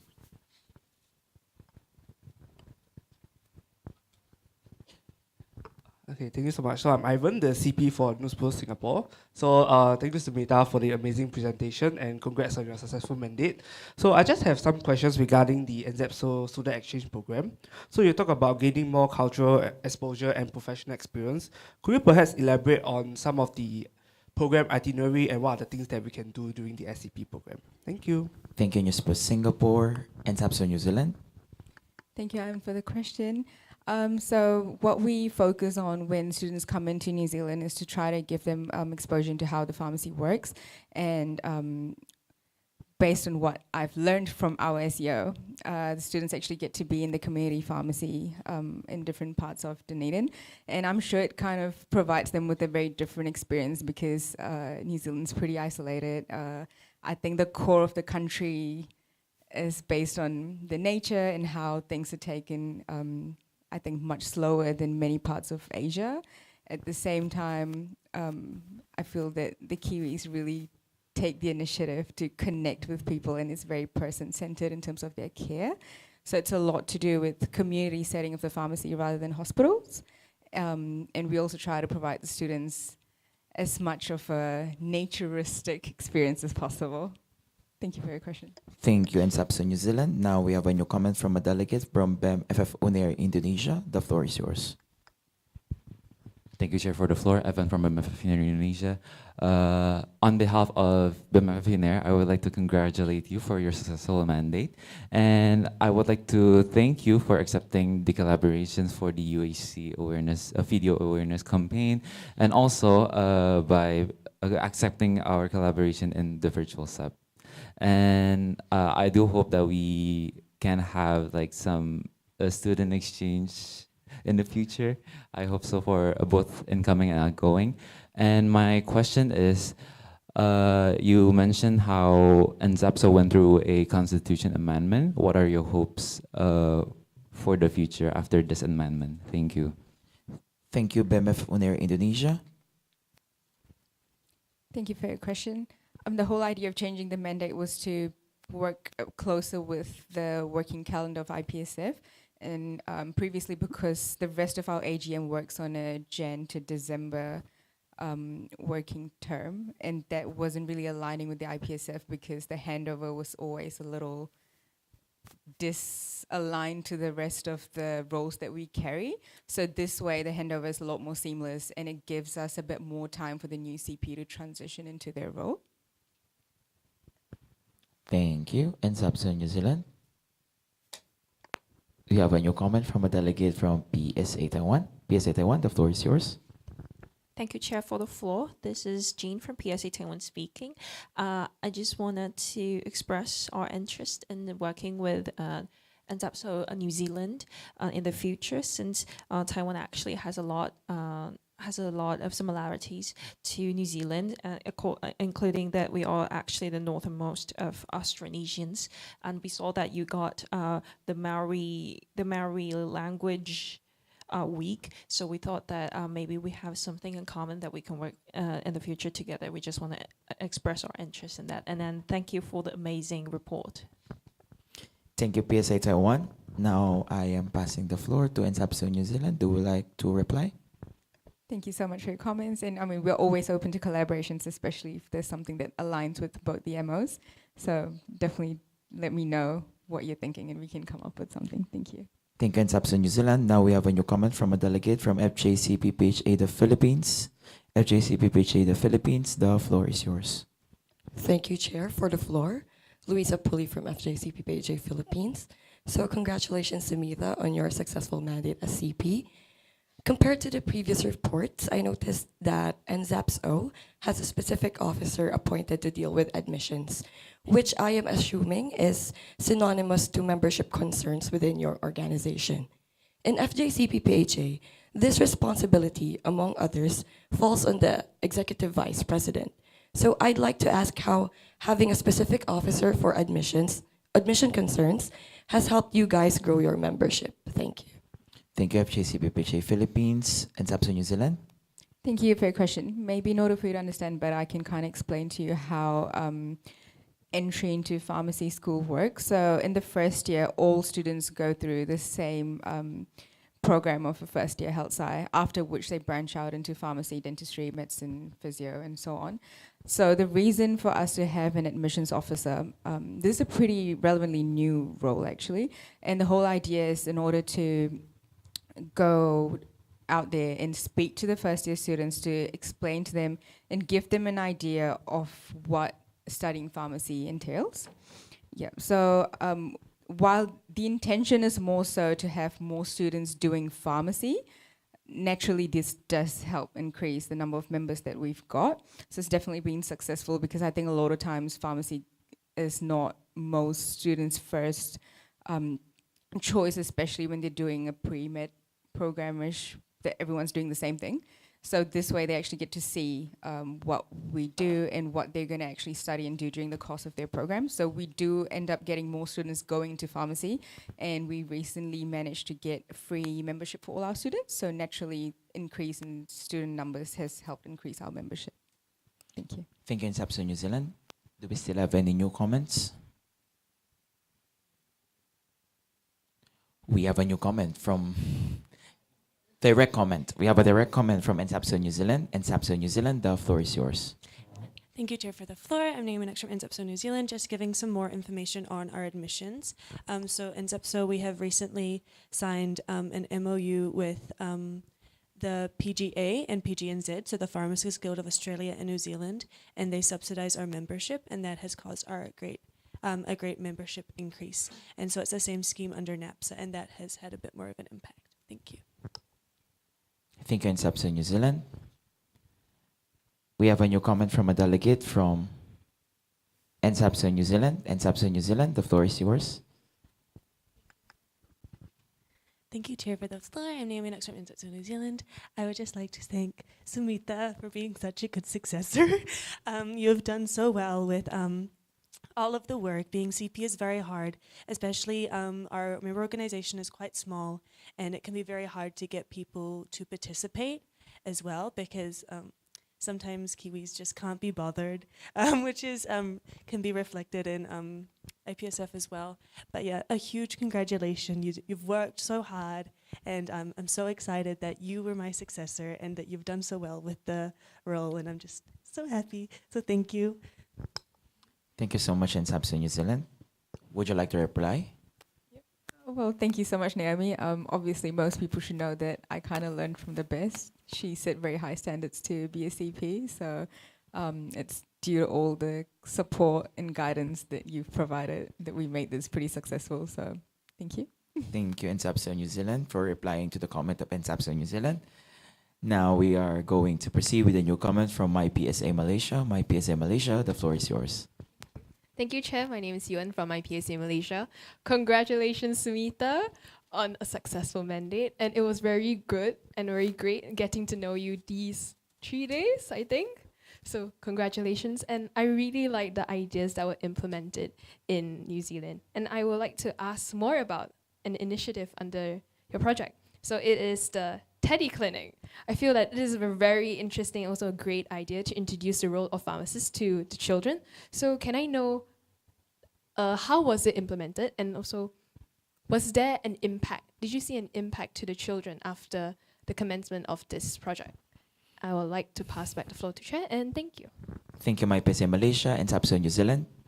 Thank you, Yuan, for the question, and I'm really glad you asked this, because amongst all the projects that NZIPSO partakes in, this is actually one of the closest to my heart. I really enjoy this project because it's so heartwarming and wholesome. This was originally an initiative that was implemented by the medical school, and so it's an annual event that takes place, and we try to collaborate with all the different healthcare, health professional courses. So it's alongside pharmacy, medicine, dentistry, physio, even medlab sci. So what we try to do is come up with stations for children to actually bring a little teddy in. And according to the health professions, we set up a little counter for them to participate and kind of role play of being a pharmacist or a nurse or a dentist for a day. We obviously care for each of our respective causes, so I can only speak for pharmacy, but what we actually did last year was to use M&Ms as medicine tablets, and we had counting trays and water. We kind of just added food coloring to water to make that sort of like a paracetamol suspension. Yeah, so, and then we had syringes and gifts. So they all come in with a little teddy that has a little Band-Aid on it, and this sick teddy needs to be cared for. And that's how it works. And the other stations do something that's relevant to their courses. It is definitely impactful, and I can pretty confidently say it's one of the projects that most students across the university look out for, and they really look forward to it. We get the highest participation there as well. Thank you. Thank you, NSAPSO New Zealand. Do we still have any new comments? I see none. I'm now closing the floor for discussion, and we are going to proceed with the voting. All full members, all those for?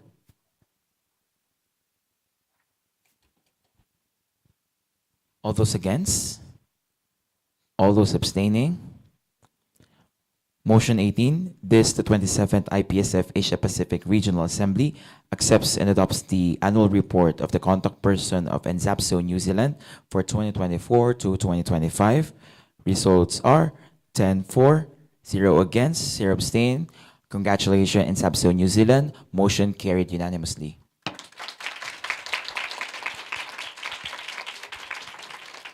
You may now address the Assembly. Thank you, everyone. I'd like to express my sincere gratitude to the RWG, all the MOs, especially those who I've collaborated with. I look forward to working with as many MOs as possible. At this stage, I'm definitely obligated to extend my sincere thanks to Naomi, who has been of great support and guidance during my mandate. And I look forward to working closely with all of you guys and enjoy the rest of the APPS. Thank you. Thank you, NSAPSU New Zealand. Next motion, please. Motion 19. This, the 27th IPSF Asia Pacific Regional Assembly, accepts and adopts the annual report of the contact person of FJCP PHA the Philippines for 2024 to 2025. Do we have the contact person of FJCP PHA Philippines in the room? Okay. Riona, if you're ready. Ready? Riona, the floor is yours. Thank you for the floor, Mr. Chair. I am Riona Chari Sison from FJCP PHA, the Philippines. Today, I will be delivering the annual report of FJCP PHA for 2024 to 2025. To give you a brief background, FJCP PHA is the national organization for pharmacy and pharmaceutical sciences students in the Philippines and serves as an IPSF full member since 2021. The organization is composed of 65 chapter schools and 18,286 members from across the Philippines. FJCP PHA is led by 12 National Council officers, 9 regional officers, and 120 Central Committee members across 8 Central Committees. One of these committees, next slide please. One of these committees is the International Relations Committee, with Ellie Balistamon as the committee head, Alex Zamora as the student exchange officer, and Juliana Mapalo as the student exchange coordinator. Together with me is Ms. Zamora and Ms. Apuli, the national president, as official delegates from FJCP PHA. So FJCP PHA successfully conducted projects under the PH, PE, and PD portfolios. Starting off with the PH portfolio is the World Antimicrobial Awareness Week celebration, followed by advocacy projects, the Pharmacy Youth Advocate, a national pageant composed of pharmacy students who have their respective advocacies, and Jam-Packed, a national battle of the bands, dance groups, and choirs. Under the PD portfolio, we successfully held All Information, a webinar to review future pharmacists for the Philippine Pharmacy Licensure Examination that garnered around 600 total participants per session. We also held the National Pharmacy Debate Competition with 11 participating schools and the National Patient Counseling event with 30 participating schools across the Philippines. On the PE portfolio, we also held the National Pharmacy Quiz Bee with 30 participating schools. Within the week of March 10 to March 14, 2025, FJCP PHA successfully held 3 national competitions in a face-to-face setup with participating schools from all over the Philippines. National Pharmacy Youth Advocate, National Patient Counseling Event, and the National Pharmacy Quiz Bee. Moving on to the IRC's projects, the committee had 5 projects, the first being the IPSF Philippine Association's visit in collaboration with UFA Philippines and JPPHA PI Philippines, the comparative study with PSAT Thailand, a promotion booklet for this year's APPS in Malaysia, and public health campaigns such as the World Neglected Tropical Diseases Day and the World Cancer Day celebrations. FJCP PHA also had its international and external delegations with 2 participants in the Taiwan Annual Congress, 3 delegates in the World Health Day in the WHO WPRO office, and 1 delegate in GPPED. FJCP PHA also participated in the first SEP contest, winning first place, and we take pride in one of our members winning first place in the IPSF T-shirt design contest. We also have internal projects such as the Central Quest, Human RX, and the regional elections. And under the student exchange program led by our student exchange officer, Alex Zamora, the office has successfully conducted 4 virtual student exchange programs, where 2 of these are hosted by FJCP PHA, sent 1 outgoing student to Japan, and looking forward to welcome 1 incoming student from Slovenia. The office also has 3 collaboration posts and several promotion posts for the Summer SEP and Winter SEP through the SEP Philippines IG account.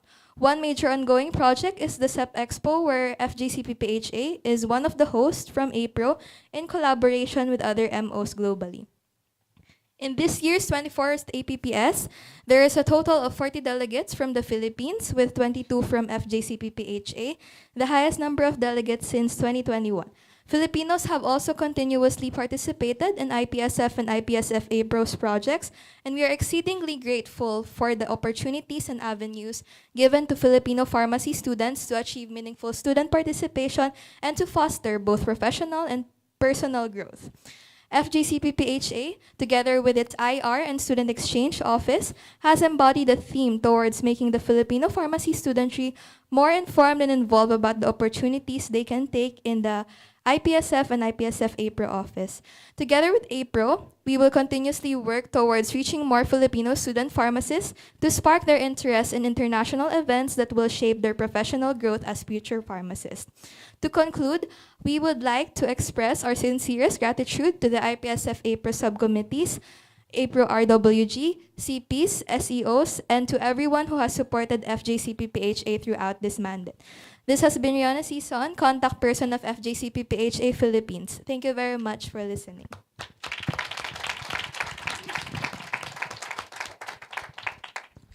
Thank you, FJCPPHA Philippines, for the presentation. I'm now opening the floor for any discussions. We have a new comment from a delegate from NSAPSO New Zealand. NSAPSO New Zealand, the floor is yours.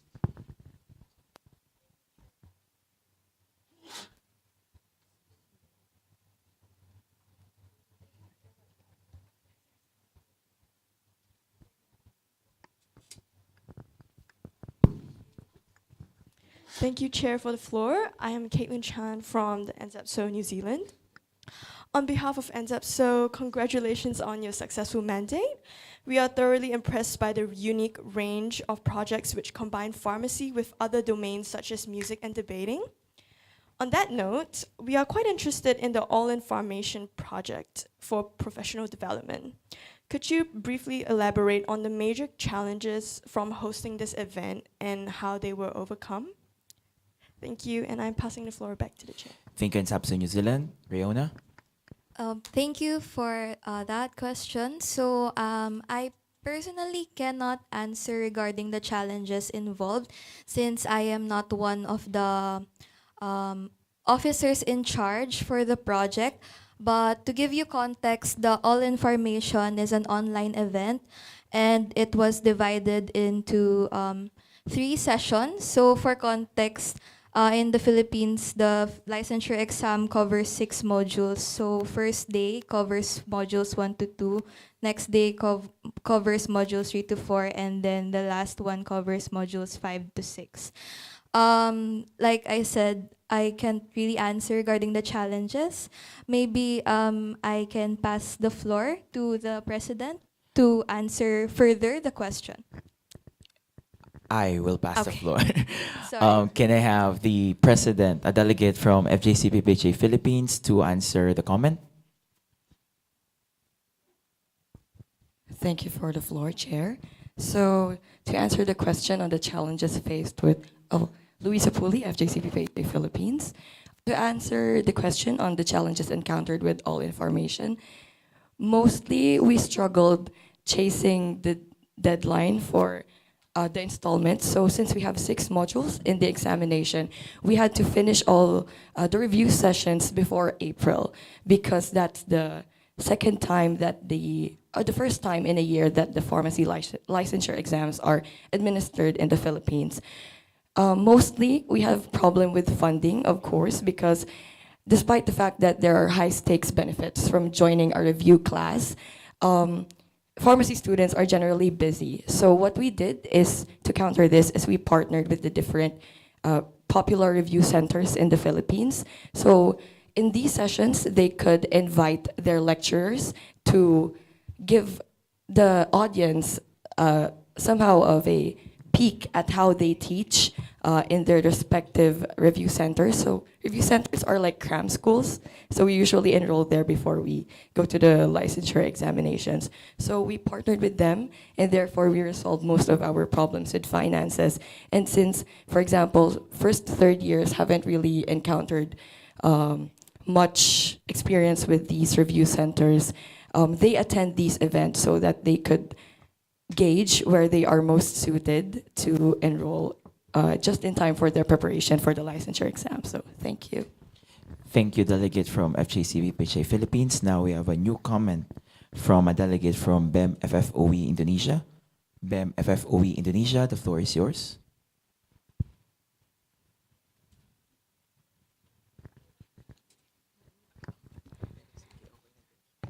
Thank you, Chair, for the floor. Kelly from BMFU Indonesia.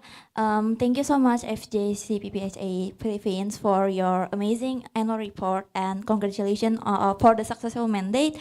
And we truly appreciate all your hard work and also your dedication. And we also want to thank you for accepting our collaboration invitation for the virtual SEP hosted by BMFUI. It was such a valuable experience, and I hope it was meaningful for your members too. I do have a question. How do you usually promote your SEP opportunities to your members, and what challenge do you face in getting more students to apply for outgoing SEP? Thank you. Passing the floor back to the chair. Thank you, BEMF FOE Indonesia, FJCPPHA Philippines, the floor is yours. So the SCP opportunities are usually promoted either in the SEP Philippines Instagram account or through our messenger group chat, since in the Philippines, most Filipinos utilize Messenger. So we have a messenger group chat, particularly for what we call as local exchange officers. So since we have lots of schools, we have appointed local exchange officers for every school, and those local exchange officers are tasked to disseminate the SEP opportunities to their students in the school. And a particular challenge is that, like what our president mentioned, pharmacy students in our country are very busy. So sometimes the local exchange officers often overlook disseminating the SEP opportunities. That's why not all schools have participants for the student exchange program or the virtual student exchange programs. Thank you, FJCPPHA Philippines. Now we have a new comment from a delegate from Newspost Singapore. Newspost Singapore, the floor is yours. Okay, thank you so much. So I'm Ivan, the contact person for Newspost Singapore. So congratulations for a successful mandate. So I just would like to ask you about the international projects that you were talking about in your slide, in particularly the World Cancer Day and all these collaborations that you held. So may I ask you to elaborate briefly more about these projects, and also perhaps besides from distributing like online posters informing participants about awareness on World Cancer Day and these kind of days, how else can you perhaps promote these projects to more students? Yeah, thank you. Thank you, Newspost Singapore. Riona? So for the World Cancer Day and the World Neglected Tropical Diseases Day, these are just particularly centered in creating social media posts. But to expound, we have one public health project, which is the World Antimicrobial Resistance Awareness Week, which was done in collaboration with our journalism arm, which is called the Pharmacolegion. So they interviewed people who used to advocate for world antimicrobial awareness, and they conducted interviews, and from the interviews they published articles for every interview that they have. So that's the limitation of these projects, and there was no further implementation on face-to-face or application in face-to-face projects. Thank you. Thank you, FJCPPHA Philippines. Now we have a new comment from UFA Philippines.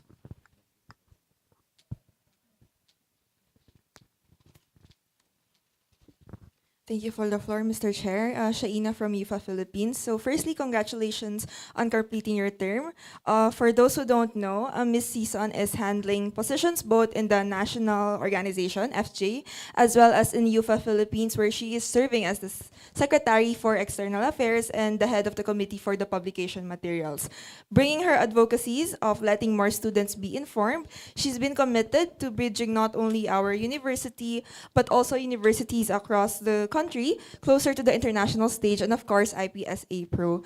Juggling deadlines over deadlines, she has handled internal and external matters in a very patient and very professional manner. And definitely, I could say that she has made both the home university and the FJCPPHA proud. So once again, congratulations, Ms. Season. So passing the floor back to the chair. Thank you, UFO Philippines. Now we have a new comment from a delegate from NSAPSO New Zealand. NSAPSO New Zealand, the floor is yours. Thank you, Chair, for the floor. I'm Naomi Knox from NZEPSO New Zealand. I would like to direct this comment to the student exchange person of FJCPPHA Philippines. Well, of course, from the behalf of NZEPSO New Zealand, congratulations on your successful mandate, FJCPPHA Philippines. You guys have done some very cool and interesting projects, and you guys have had an amazing increase in your STEP participants, and you have really built upon Trey's very, very successful mandate. So my question is for the student exchange officer, what is your vision for your successor, as FJCPPHA Philippines has had quite an exponential growth in student exchange, getting global best SEO award last year at GA, and this year getting a monthly global best SEO award. What is your vision for your successor? Thank you. Thank you, NSAPSO New Zealand. I am now giving the floor to the delegate from FJCPPHA Philippines. FJCPPHA Philippines, the floor is yours. Thank you for the floor, Chair. Thank you for that wonderful comment, Naomi.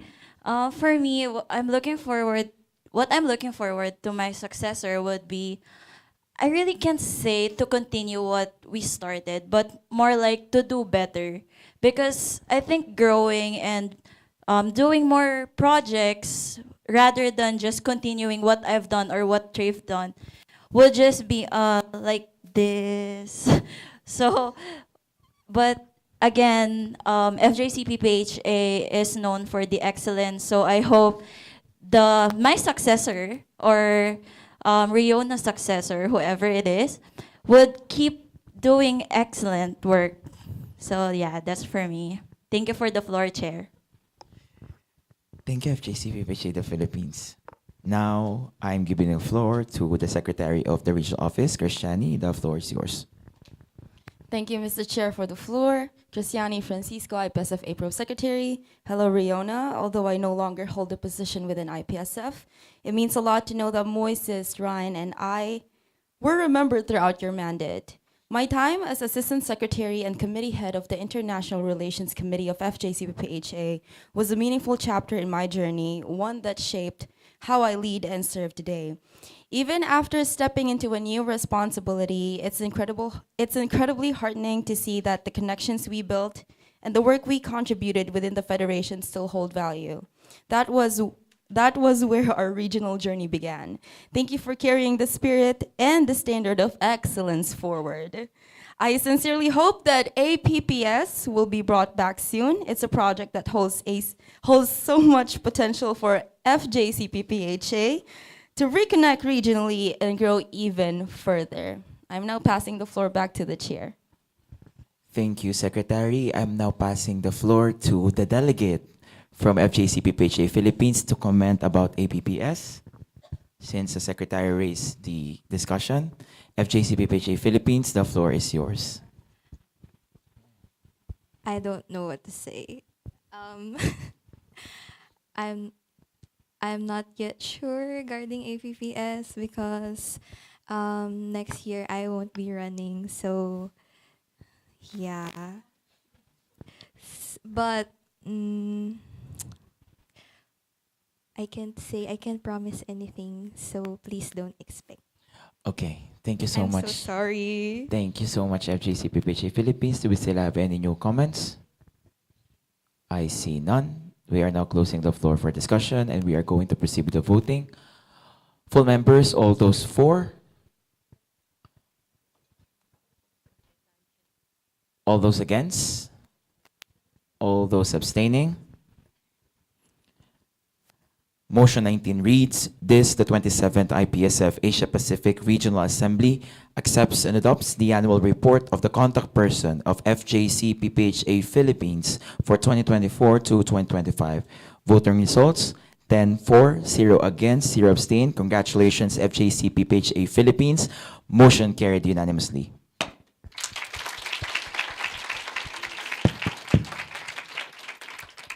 Riona, you may now address the assembly. So I didn't know what to say regarding the APPS bid. I'm so sorry. But thank you very much for inviting us to bid. And thank you very much to the assembly and to the full members for supporting us in the report. And of course to the APRO RWG. So I had a lot of questions, a lot of issues that I need to have opinions, ask for opinions, and I really appreciate the people who supported me throughout standing by the things I know what is right. So I just want to say that I really appreciate the RWG for giving me the support that I need, especially in upholding what's right and in accomplishing my responsibilities as contact person.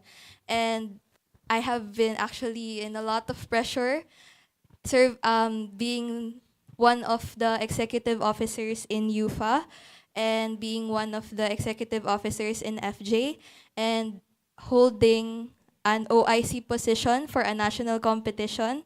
I've been in a lot of pressure, but I have my UFA officers with me and my FJCPPHA officers with me and my members in the IRC and all of the people here in the Regional Assembly. So once again, thank you very much for the support you gave to FJCPPHA, and we really appreciate all of it. Thank you. Thank you, Riona, for that short address to the assembly. Next motion, please. Motion 20 reads, this, the 27th IPSF Asia Pacific Regional Assembly accepts and adopts the annual report of the contact person of KNUP's Republic of Korea for 2024 to 2025. May I have the contact person of KNUP's Republic of Korea to please stand on the podium?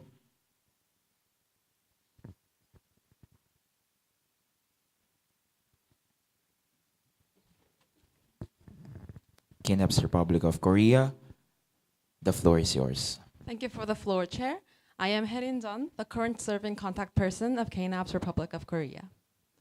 Since its establishment in 2007, KNAPS has proudly served as a full member of IPSF. We have had the honor of hosting several major IPSF events, including the APRO APPS in 2010 and 2016. Further solidifying our presence on the international stage, we successfully hosted the IPSF World Congress in 2021 virtually, and again in 2024 physically. Currently, our executive committee consists of 13 dedicated members, supported by a team of 150 staff. With over 5,000 regular members, we continue to grow as a dynamic and active member organization within IPSF. The structure of KNAPS is as follows. Apart from the president, vice president, and the treasurer, each of the 10 executive committee members, myself included, is responsible for leading a team of 10 to 15 staff members to host diverse events. Next slide, please. KNAPS's journey reflects a deep-rooted passion for excellence, collaboration, and global impact in the field of pharmacy. This year was especially a dynamic year for us as we placed strong focus on expanding both its domestic foundation and international reach. This was only possible through perseverance, not only due to the efforts made during this mandate, but also thanks to the groundwork laid by the previous executive committee, especially our immediate past president and contact person. To clarify, on the domestic side, a key milestone was forming multiple MOUs and collaboration partnerships with various stakeholders in the pharmacy and pharmaceutical fields, including industry players like pharmaceutical companies. Thanks to these partnerships, KNAPS was able to strengthen its financial foundation through sponsorships while also working with new partners and organizing a larger variety of impactful events. This is most clearly reflected in KNAPS's flagship project, the National Congress. Held from February 15th to 16th, the 13th KNAPS National Congress brought more than 100 participants on each 2 days. Together, over 250 Korean pharmacy students and pharmacists, along with 20 APRO international participants, including 2 RWG representatives. For 4 days of leadership development, academic exchange, and cultural connection.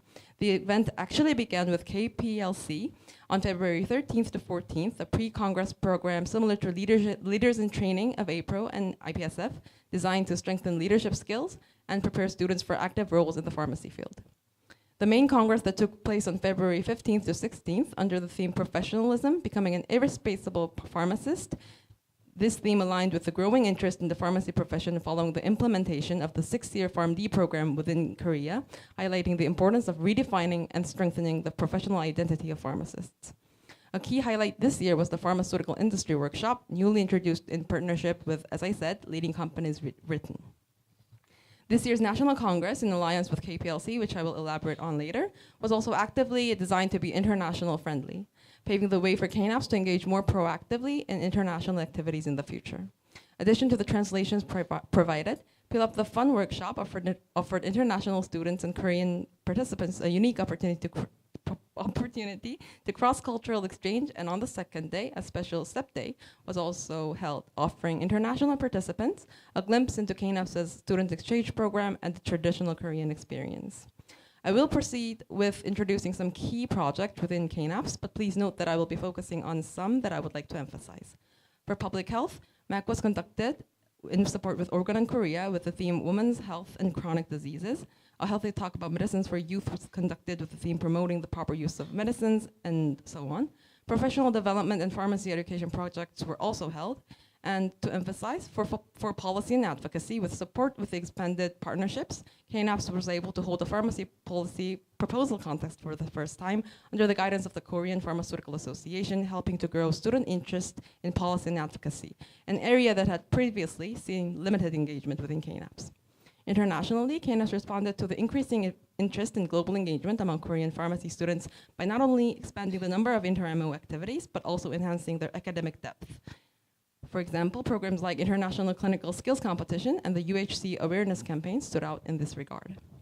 Meanwhile, KPLC, as mentioned before, inviting international students to Seoul, was also held again this winter, with more international participants this year and improved logistics. We also host numerous networking events within Korea that participants can join like-mindedly. And other than that, the student exchange program handled by our SEO is as follows, and we provide both visiting program and the research program for incomers and hold events both internally within KNAPS and externally with other MOs, for example, IPSF, to promote the program. As KNAPS is a vibrant organization thriving with events, we have approximately 40 events each year, and the number of activity reports submitted as of May 29th was 16, and I am still finalizing the submissions on the activity reports. I have submitted all the PAF forms, but I am still in need to add more attachments, for example, the budget expenditures, etc. So I will finalize that before the end of my mandate. So to conclude, altogether, KNAPS saw solid progress across both domestic and international initiatives, creating stronger partnerships, expanding academic opportunities, and taking further steps in connecting pharmacy students in Korea with fellow pharmacy students around the world. Interests and engagement in APRO within KNAPS has been steadily increasing, and we will continue striving to work more closely with APRO moving forward. Thank you, and this was all for me. I will pass the floor back to the chair. Thank you so much, KNAPS Republic of Korea. I'm now opening the floor for discussion.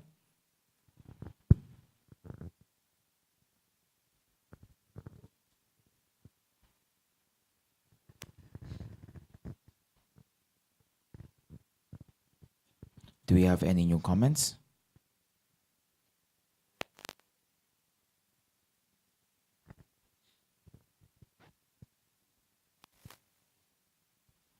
We have a new comment from a delegate from NSAPSO New Zealand. NSAPSO New Zealand, the floor is yours. Thank you, Chair, for the floor. I am Naomi Knox from NSAPSO New Zealand. First of all, congratulations on your successful mandate.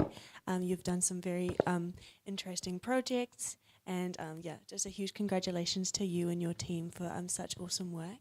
My question is regarding whether or not KNAPS will be sending a delegation to World Congress, and if not, why? Thank you.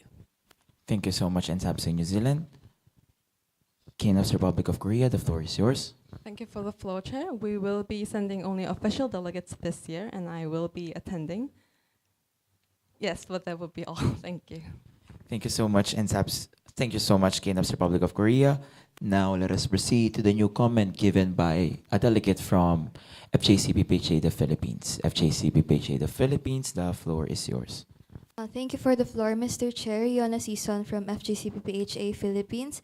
So congratulations on your term and for conducting projects in the portfolios of IPSF. So my question is, what's the reason behind conducting the KPLC on February 13th to 14th and also the KPLC NC KPLC and NC. I just asked this question because I think some of the schools are in other countries still have classes within that date. So maybe to increase participation, I asked the reason why it's scheduled on that date. Thank you. Thank you so much, FGCPPHA Philippines. Kingdoms Republic of Korea. Thank you for the floor, Chair.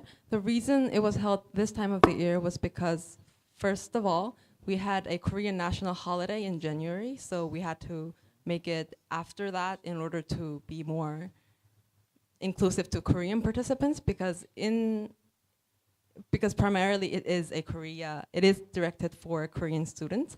And after that, we always send delegates to APS Japan and PSA Taiwan's national congresses, so we have to make it different from their national congresses, and that was the reason behind this date. And I am going to add that this year, this winter, it is going to be held in January, not February. Thank you. Thank you so much, Kingdoms Republic of Korea. Now we have a new comment from a delegate from PSA Taiwan. The floor is yours.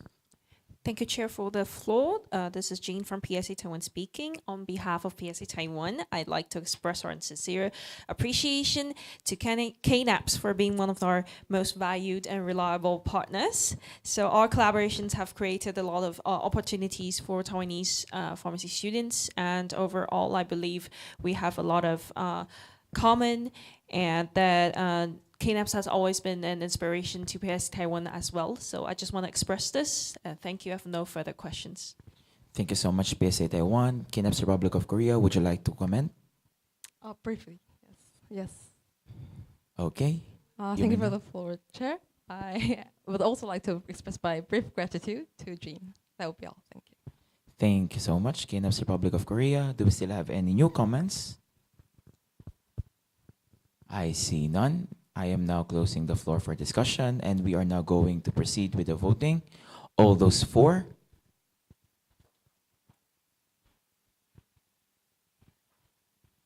All those against? All those abstaining? Motion 20 reads, this, the 27th IPSF Asia Pacific Regional Assembly, accepts and adopts the annual report of the contact person of KNAPS Republic of Korea for 2024 to 2025 voting results. 10 for, 0 against, 0 abstain. Congratulations, KNAPS Republic of Korea. Motion carried unanimously. KNAPS Republic of Korea, you may now address the Assembly. Thank you for the floor, Chair. I would like to sincerely thank all MOs we've had the pleasure to collaborate with throughout this term, and also to MOs we will be collaborating after on. I am deeply grateful to PSA Taiwan and APS Japan for your continued engagement and support. You have meant a great deal to us and reliance. As my one-year mandate comes to a close, I've come to truly feel the strength and potential of APRO. None of this would have been possible without the collaborative efforts we've all contributed. It's through these shared efforts that such a large and vibrant region can truly thrive and grow. Thank you for everything. Thank you, KNAPS Republic of Korea. Next motion, please. Motion 21. This, the 27th IPSF Asia Pacific Regional Assembly, accepts and adopts the annual report of the contact person of NewsPost Singapore for 2024 to 2025. Can we have the contact person of the NewsPost Singapore on the podium, please?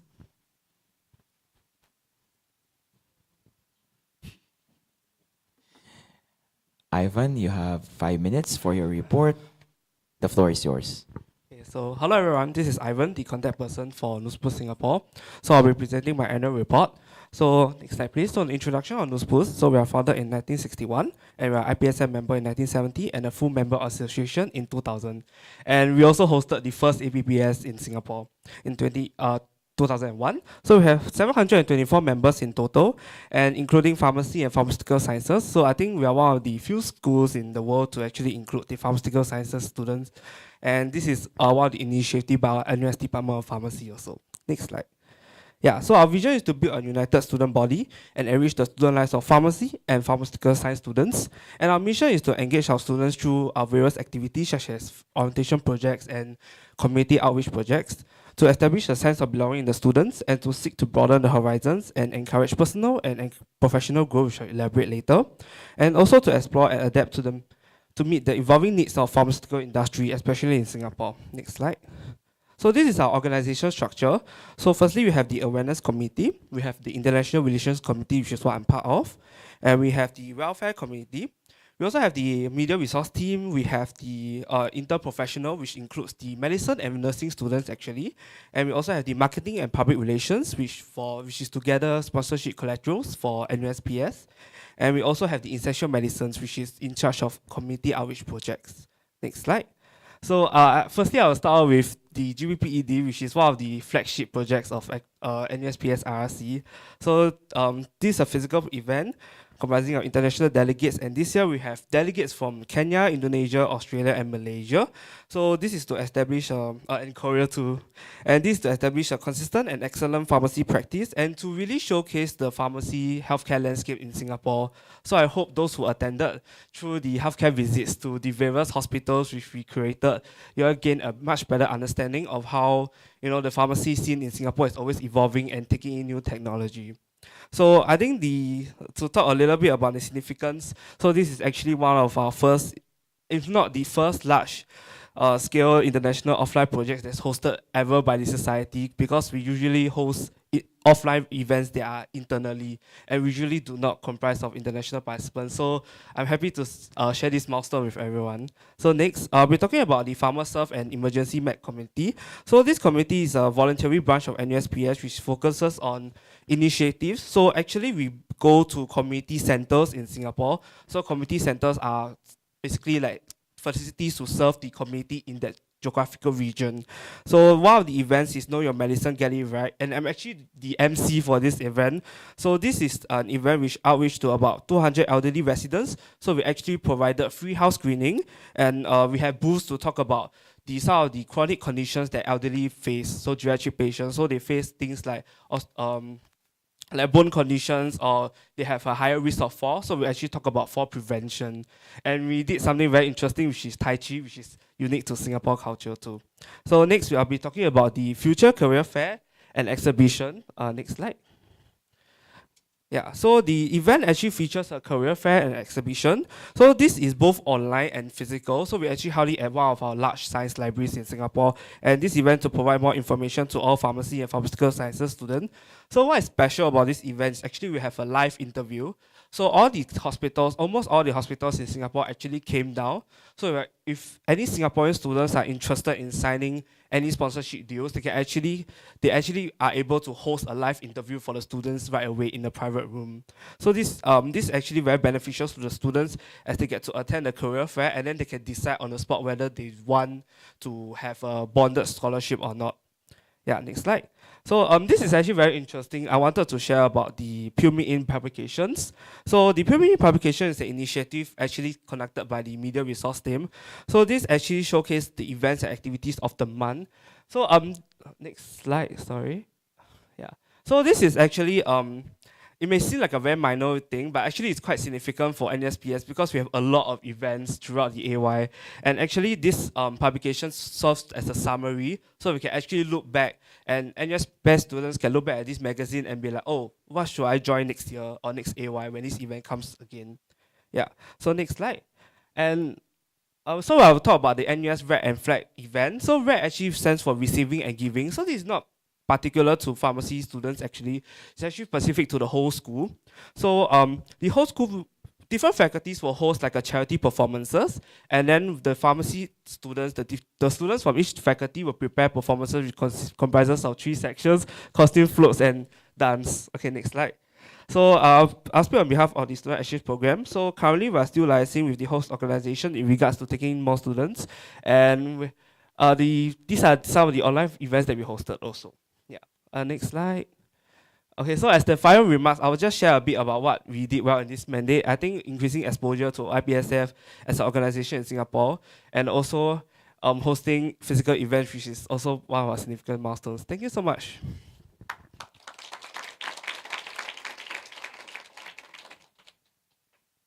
Thank you so much, News Post Singapore. Now I am opening the floor for any discussions. We have a new comment from a delegate from FJC PPHA the Philippines. FJC PPHA the Philippines, the floor is yours. Thank you for the floor, Mr. Chair. Yona from FJC PPHA Philippines. So congratulations on your mandate as contact person, Ivan. And as one of the participants in GPPED, I just want to share that I really enjoyed and appreciated GPPED through the event. And the event was truly able to accomplish its aims of showcasing the good pharmacy practice education in Singapore. And apart from that, you also mentioned several projects which NUSPS conducted, which are truly commendable. Thus, my question, as both a CP and chairperson of GPPED, could you share with us the difficulties you had both as a CP and chairperson of a major IPSF APRO event, especially during the times that GPPED coincided with several deadlines, and how did you overcome it? Thank you so much, FJC PPHA Philippines, News Post Singapore. I think to comment personally on that note, because I took on two major roles. So I think regarding the deadlines, it's very important to list out for me. And honestly, prioritizing certain things was important, very important for me, because I think in terms of GPPED, it was also important to prioritize that, because liaising with the vendors, the stakeholders, and the hospitals were on a very tight and short deadline.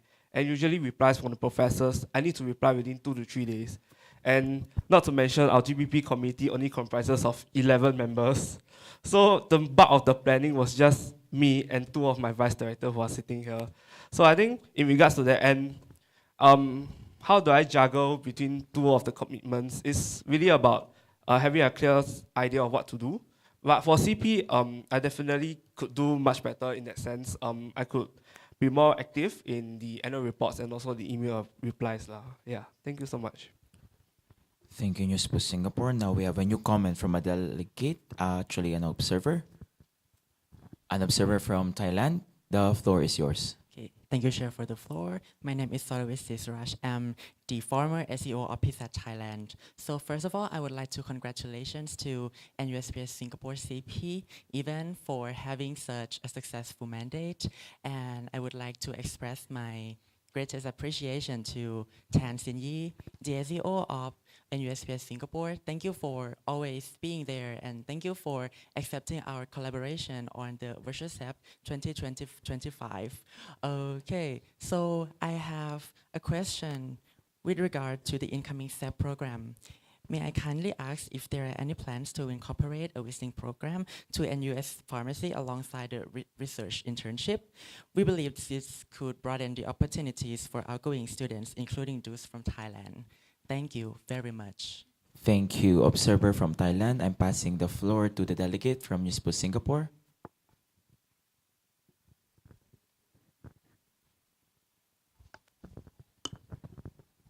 Thank you for the floor. My name is Tan Sin Yi, and I'm the Student Exchange Officer of NUSPS Singapore. As for the visiting program, actually, let me just first talk about what happened in GPPED. So we have faced a lot of challenges in terms of site visits. And with a visiting program, definitely you would need site visits. And it would be quite reminiscent of what GPPED structure was like. And so a visiting program can be possible, but it would be quite difficult to pull off. So what I'd say is that I would keep this in mind, and in the next mandate, I might need to, maybe we could talk this out with the next SEO and the next CP and the next director of the International Relations Committee of NUSPS.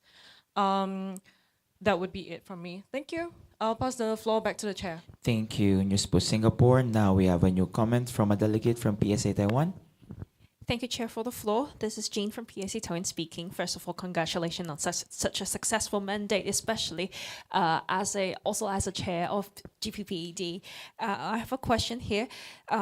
We are very interested in the feature career fair and exhibition event that you hold, especially the part that you said that as an on-site interview by the hospitals for scholarships.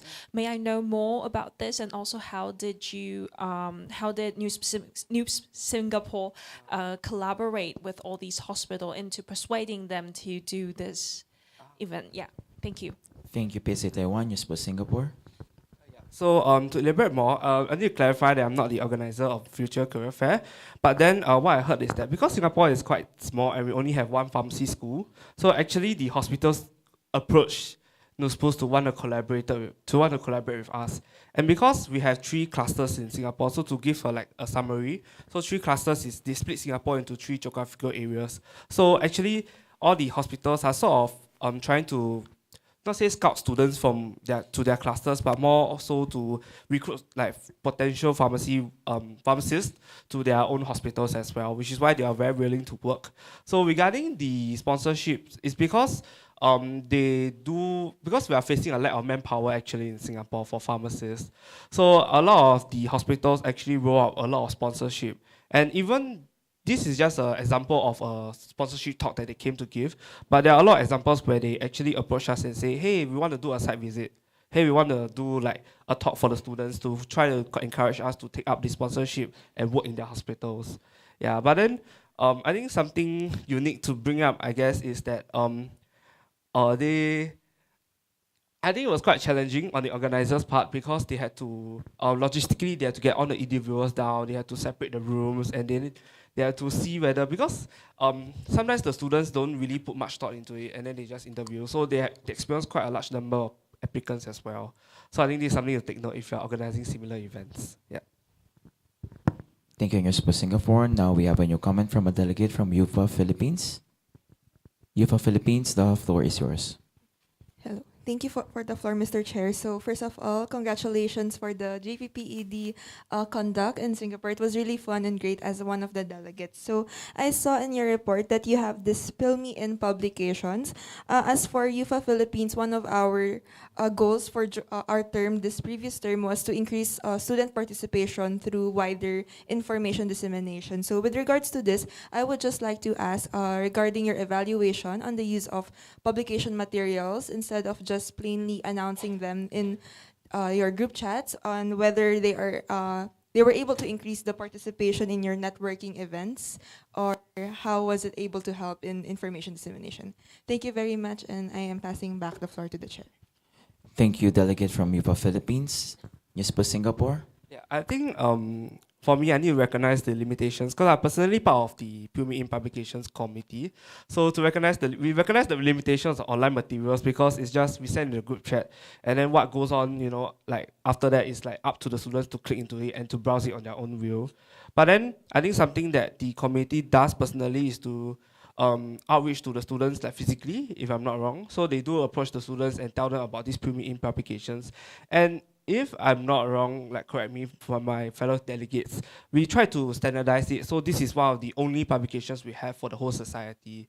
So actually, if they want to find out about events, they only have to access it through this publication. So it makes it seem like if you want to know about events, there's a centralized platform.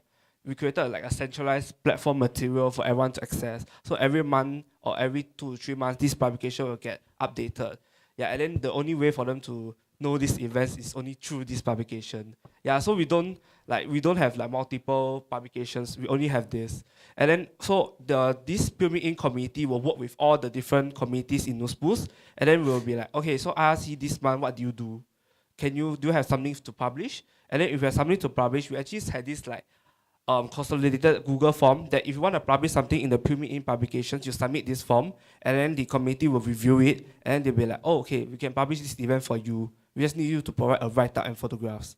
Yeah, so I hope that clarifies. There's a centralized process. Thank you. Thank you, News Post Singapore. Now we have a new comment from a delegate from HMF APRO ITB, Indonesia. Thank you, Chair, for the floor.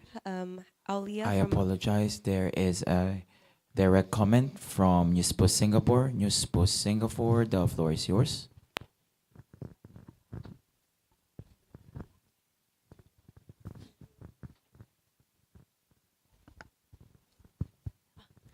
Thank you for the floor, Chair. I am Tan Rui Qi from NUSPS Singapore. I'm the Vice Director Internal for our International Relations Committee. So sorry to interrupt, but regarding the increasing participation in pharmacy student activities, actually other than the Pure Me In book that we have, we also publicize all of these events and also archive it on our NUSPS Instagram as well. So other than just the booklet that is sent into the class group chats that we have and also the NUSPS group chat, we will also post publications about it on the NUSPS official Instagram channel and also the individual committees Instagram channel as well, which would be a lot more accessible and convenient for the students to view and to keep track of, especially since we are in the age of social media, right? Yeah, so actually this has been very successful in increasing signups because usually our students would scroll their Instagram and this would just pop up on the IG feed during that time. Yes, thank you very much. Thank you, News Post Singapore. Now we have a new comment from a delegate from HMF APRO, Indonesia. Thank you, Chair, for the floor. Aulia from HMF APRO. Hello, Ivan. Congratulations on your successful mandate.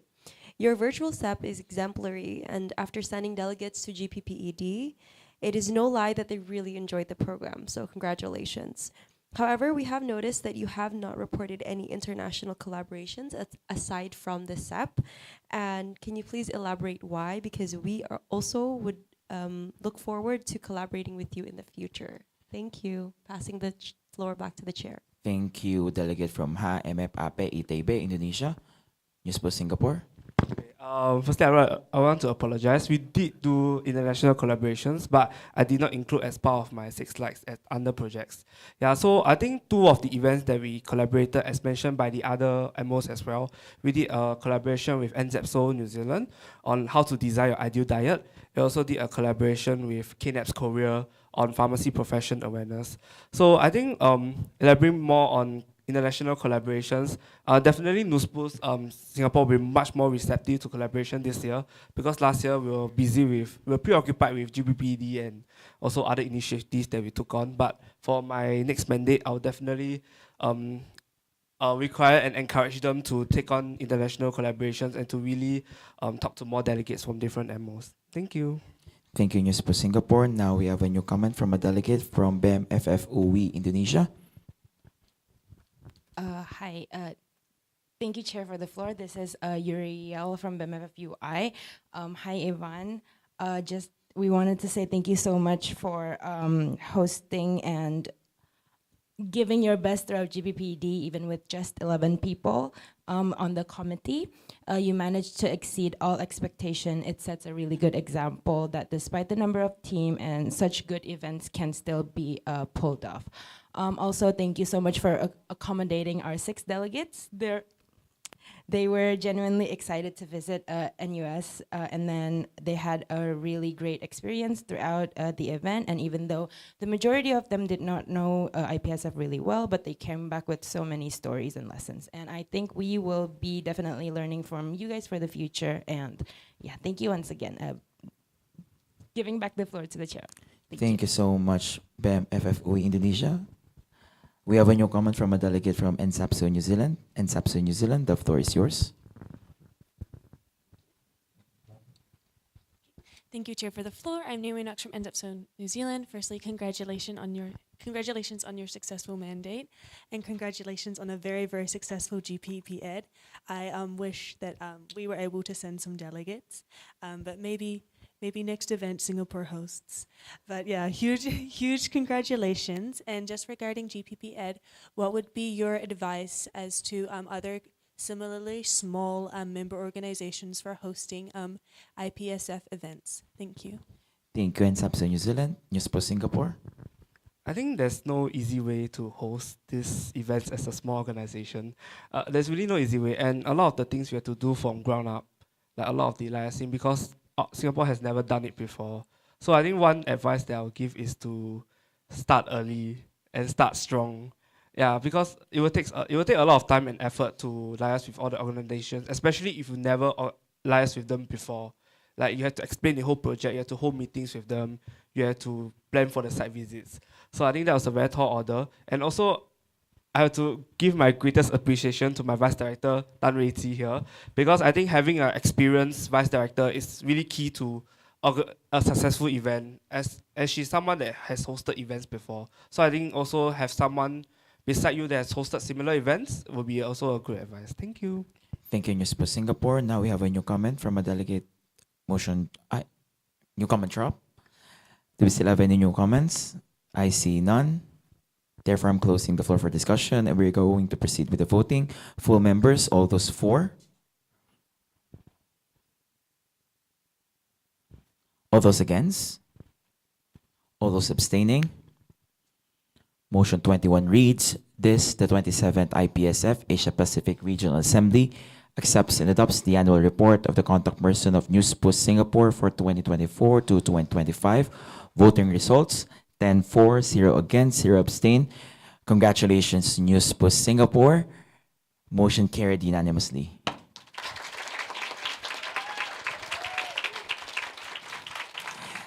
Now I'm passing the floor to the delegate of the top 8 in the world, top 1 in Asia, News Post Singapore. The floor is yours.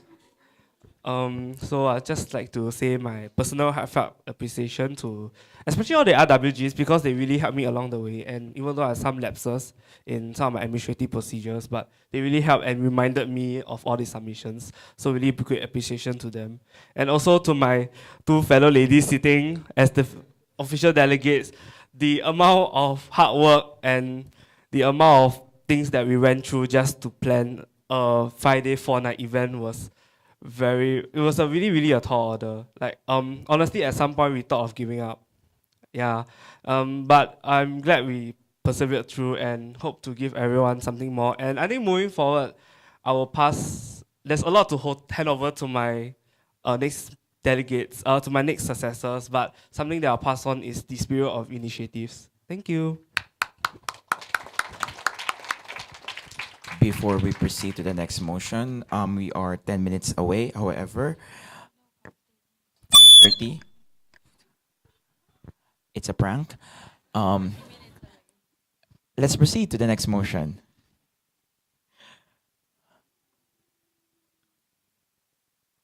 Motion 22 reads, this, the 27th IPSF Asia Pacific Regional Assembly accepts and adopts the annual report of the contact person of PSAT Thailand for 2024 to 2025. May we have the previous contact person? Leah? Leah, you have 5 minutes to present your annual report. The floor is yours. Okay, thank you, Chair, for the floor, and greeting all the assembly. I'm Leah, an immediate past contact person of PSAT Thailand 24 to 2025. It's an honor to be delivering this report once again for my final in my term. This year marked the 50th anniversary of PSAS. As we celebrate this milestone, we remain committed to continuing our vision of being a sandbox for pharmacy students, a platform where they can develop diverse competency and amplify their voice. As PSAS remain the only national student pharmaceutical organization in Thailand. Over the past year, we have successfully implemented 27 on-site events, 15 online sessions, and 4 hybrid activities, ensuring that inclusivity and responsiveness to evolving needs of our members across professional development, public health, and pharmacy education. As you can see, some of our flagship event in our report. Moreover, this year we have also prioritized youth engagement in policy through collaboration with both local healthcare student organization and national professional body. We have created space for students to actively engage in discussion on curriculum development, licensure, examination reform, and border healthcare education policy. As CP and Vice President for International Affairs, I work to expand international opportunity for Thai pharmacy students and also focus on increasing PSAT visibility on global stage. We continue to advocate our member to grow not only as pharmacists but inform global citizen as well. I have taken part as your representative in key global policy platforms such as Asia Women Leader Forum and Bremen Hidden Award Conference, contributing high-level dialogue on health and development. For the student exchange program, to the SEP, we received 6 quota for 6 incoming students and 6 outgoing students, and we have played for 3 incoming and 3 outgoing. And for other event, we also collaborate. And for other event, we also collaborate with APS Japan, BAM FFUI, and NUSPS Singapore to organize our virtual stuff, ensuring greater accessibility for more students.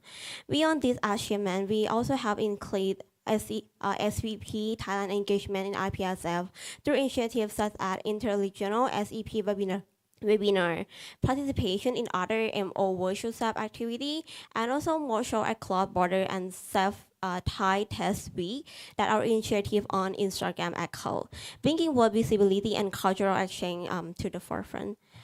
Over the past year, PSAT had worked to expand our impact both nationally and internationally.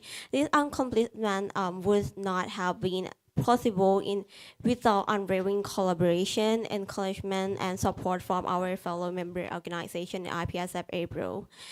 To the RWG, CP, and SEO from all MO, thank you sincerely for your ongoing collaboration and for your commitment to empowering students work together with us. We at PSAT deeply value this relationship and looking forward to continuing this partnership in the year to come. Thank you. I would like to pass the floor back to the chair.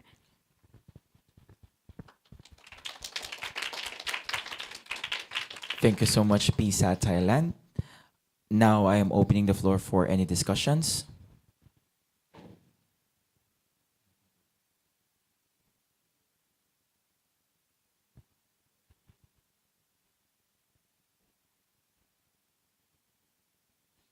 Do we have any new comments? We have a new comment from a delegate from BEM FFO Nair Indonesia. The floor is yours. Thank you for the floor, Mr. Chair. I'm Karim from BMFF Indonesia. First of all, congratulations, Leah, for completing your mandate. It's been such a wonderful journey that we spent the time of being CP together. Thank you. On behalf of BMFF UNIR, I would like to express my gratitude. Thank you so much for accepting our collaboration for the International Webinar 2024 and also for the UHE Awareness Campaign and also for the virtual SCP. We have so many projects that we've been spent together, and I would like to hopefully that we can continuously doing collaboration with the PSAT Thailand. Thank you, and I'm passing back the floor back to the chair. Thank you so much, BMFF Indonesia, PSAT Thailand.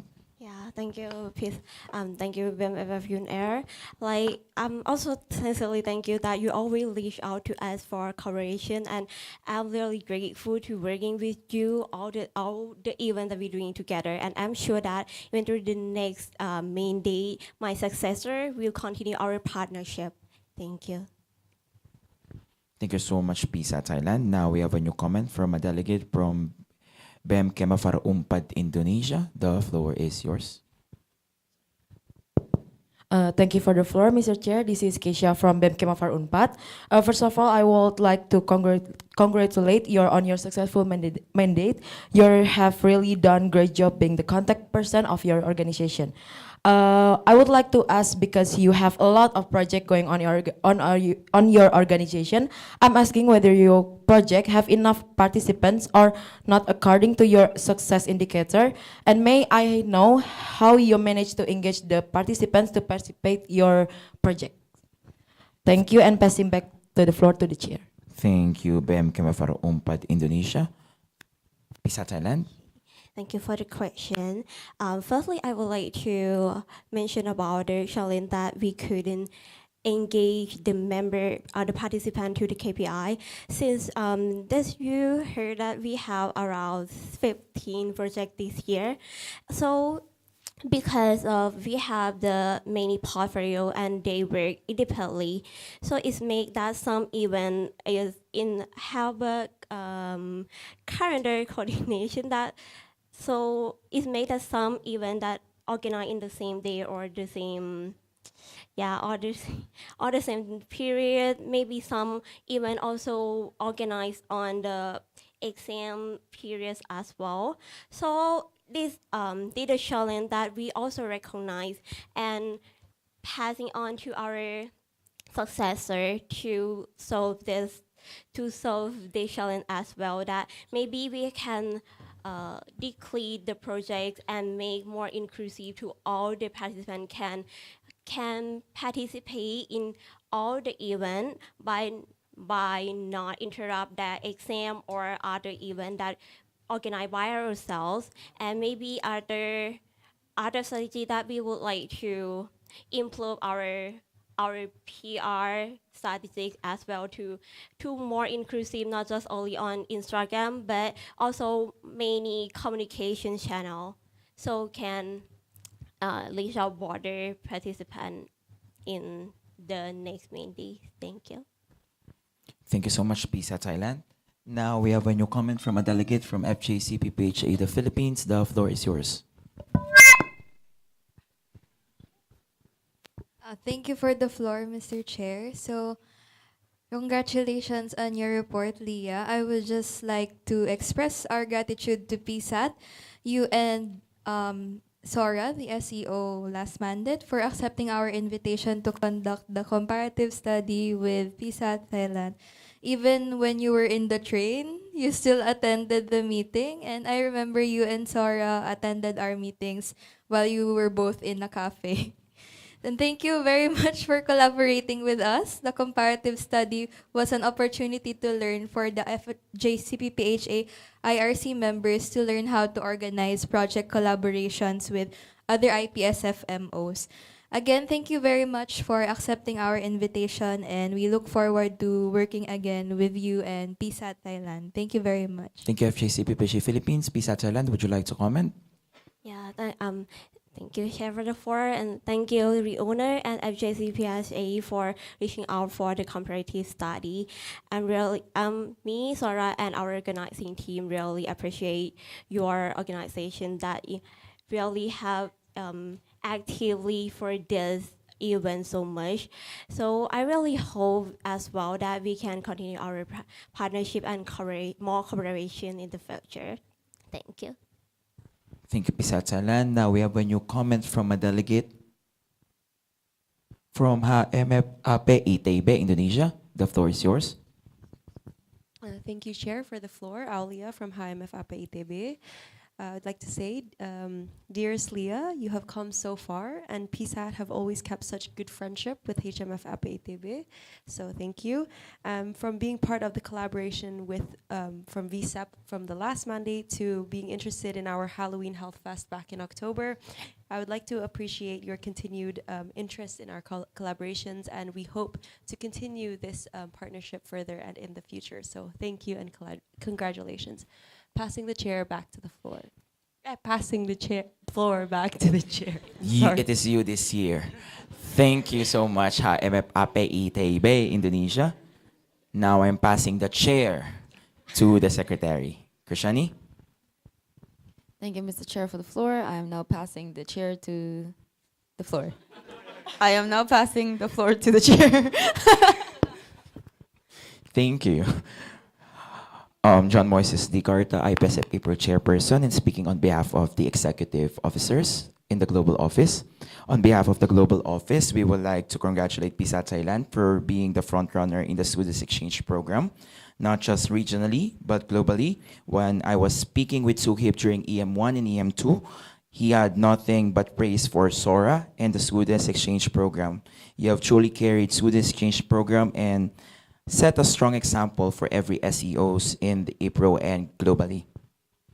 We'll have to wait and see what results of the annual awards are, but regardless of the outcome, with or without recognition, we sincerely thank you for demonstrating excellence in Student Exchange Program. That's all from me. I'm passing the floor back to the chair. Thank you, Mr. Chair, for the floor. Do you have any comments? Do you wish to direct the comment to Sora? I mean that.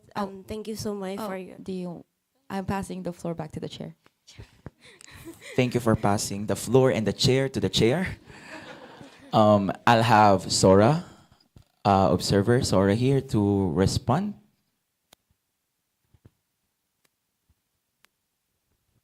Thank you, Chair, for the floor. So thank you so much for the shout out.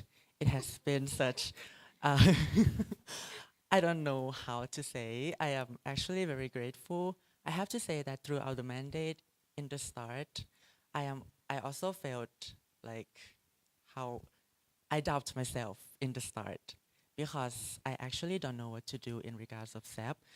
But I would like to thank you to Trey, to my sec buddy. Thank you so much for always be there and always concealing me as my trainer, my partner.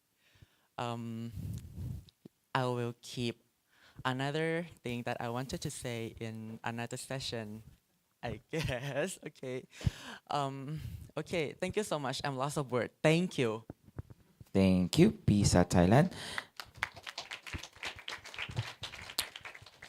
Now we have a new comment from a delegate from FJCPPHA the Philippines. FJCPPHA Philippines, the floor is yours. Thank you for the floor, Mr. Chair. Alex from FJCPPHA Philippines. First of all, thank you for all the collaboration we had for the virtual student exchange program, which is a total of 2 virtual SEP. One during Sora's mandate and one during NOT's mandate, right before APPS. I must say that all the collaboration we all had fun and learned a lot. Just so you know that PSAT always did great throughout those collaborations. So that's all. I don't have any questions, but a huge gratitude to PSAT. Thank you so much, FJCPPHA Philippines. Now we have a new comment from a delegate from BEM FFOE Indonesia. Thank you, Chair, for the floor. Kelly from BMFU Indonesia. I just want to say thank you so much, Bisa Thailand, for the comprehensive annual report. And I still remember clearly when I was first collaborated with BISAT was when I a staff member in the International Relations Department with the networking event with BISAT in 2024 back then. And thank you so much, Sora, the past SEO, for inviting us for the virtual SEP Pharmacy Horror Story. It was amazing. And I do have one question. Have you identified any best practice from past SEP placement that you plan to share with other MOs to strengthen SEP implementation regionally? Thank you, BEM. Yeah, passing the floor back to the chair. Thank you, BEM FFOE Indonesia.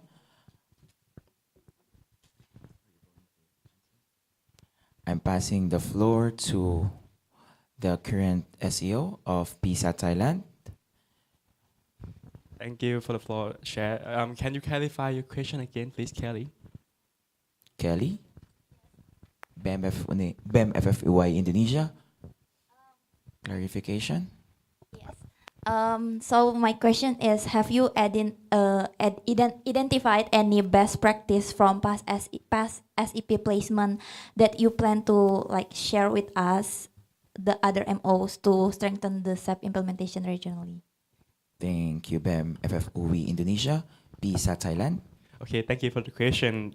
That's quite tough question for me, but from my SEP practice, first of all, I want to thank you, my predecessor, Sora, because he teach me everything, and when I don't know, right, I also ask Trey. She is also my sex body, and first of all, I think that the best thing that you can do in your MO, first of all, you need to find a problem, and you find a solution that how you can manage in this problem, and if you want to do some projects, just context in the MO that you want to, and to be honest, I'm really pleased that there are a lot of members that inviting us to join their virtual safe or any activity like FJ and also on air.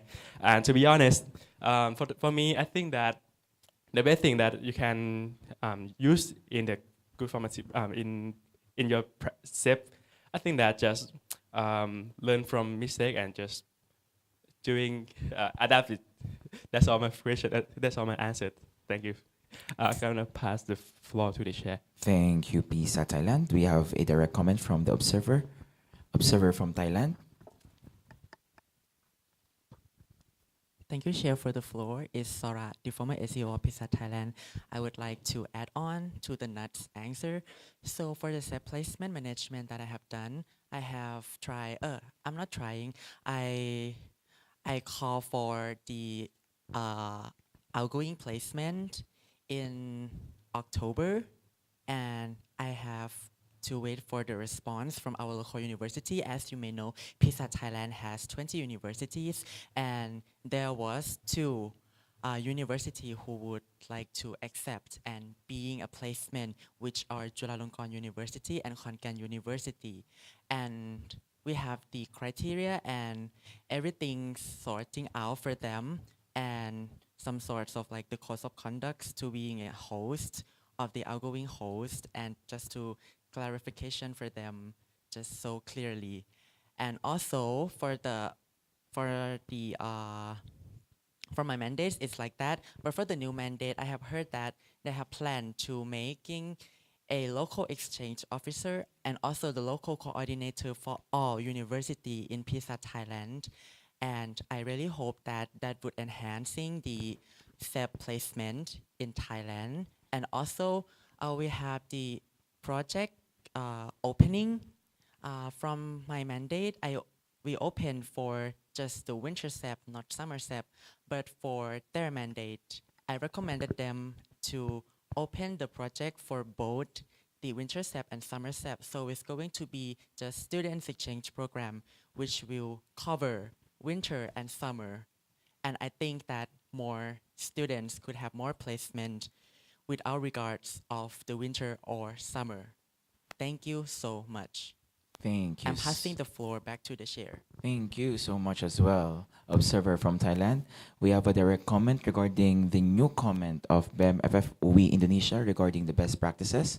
Direct comment from PISA Thailand. The floor is yours. Thank you for the floor, Chair. I want to add on from Sora, my predecessor. Actually, when I was local exchange, I used to be local exchange officer, right? So I find some problem, right, in our in Sora mandate. So I want to fix in my mandate. So I decided to add on local exchange officer, 20 local exchange officer in every university. So we can put the incoming student to go every university that we have partner in Thailand. So, and actually we want to open not only winter SEP but also summer SEP in the next year too, because of actually the reason that why we haven't do in this year because of which I just start my mandate, but we're gonna do it in the next year because of I can do with my new successor in the next year. So if you are interested in have a SEP in Thailand, don't forget to follow us on Instagram, and if you want to try Thailand, we can bring you everywhere in Thailand. Thank you so much. I'm going to pass the floor to the chair. Thank you so much. Sawadee krap. Thank you so much, PISA Thailand. Do we still have any new comments? I see none. We are now closing the floor for discussion, and we are going to proceed with the voting. Full members, all those for?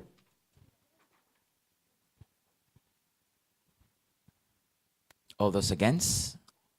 All those abstaining? Motion 22 reads, this, the 27th IPSF Asia Pacific Regional Assembly, accepts and adopts the annual report of the contact person. Do you want me to repeat? Yeah. Motion 22 reads, this, the 27th IPSF Asia Pacific Regional Assembly, accepts and adopts the annual report of the contact person of PISA Thailand for 2024 to 2025.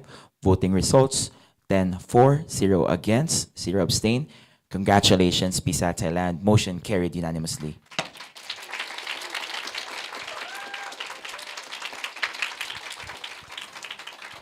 PISA Thailand, you may now address the assembly. Okay, thank you, Orders Assembly, for support of the report. And I honestly say that all along this mandate is quite a hard time for me, since I'm working for a national organization locally and also IPSF global team. So I sincerely RWG for kindly patient and always supporting me and PSAT, even though we face many challenges or many problems.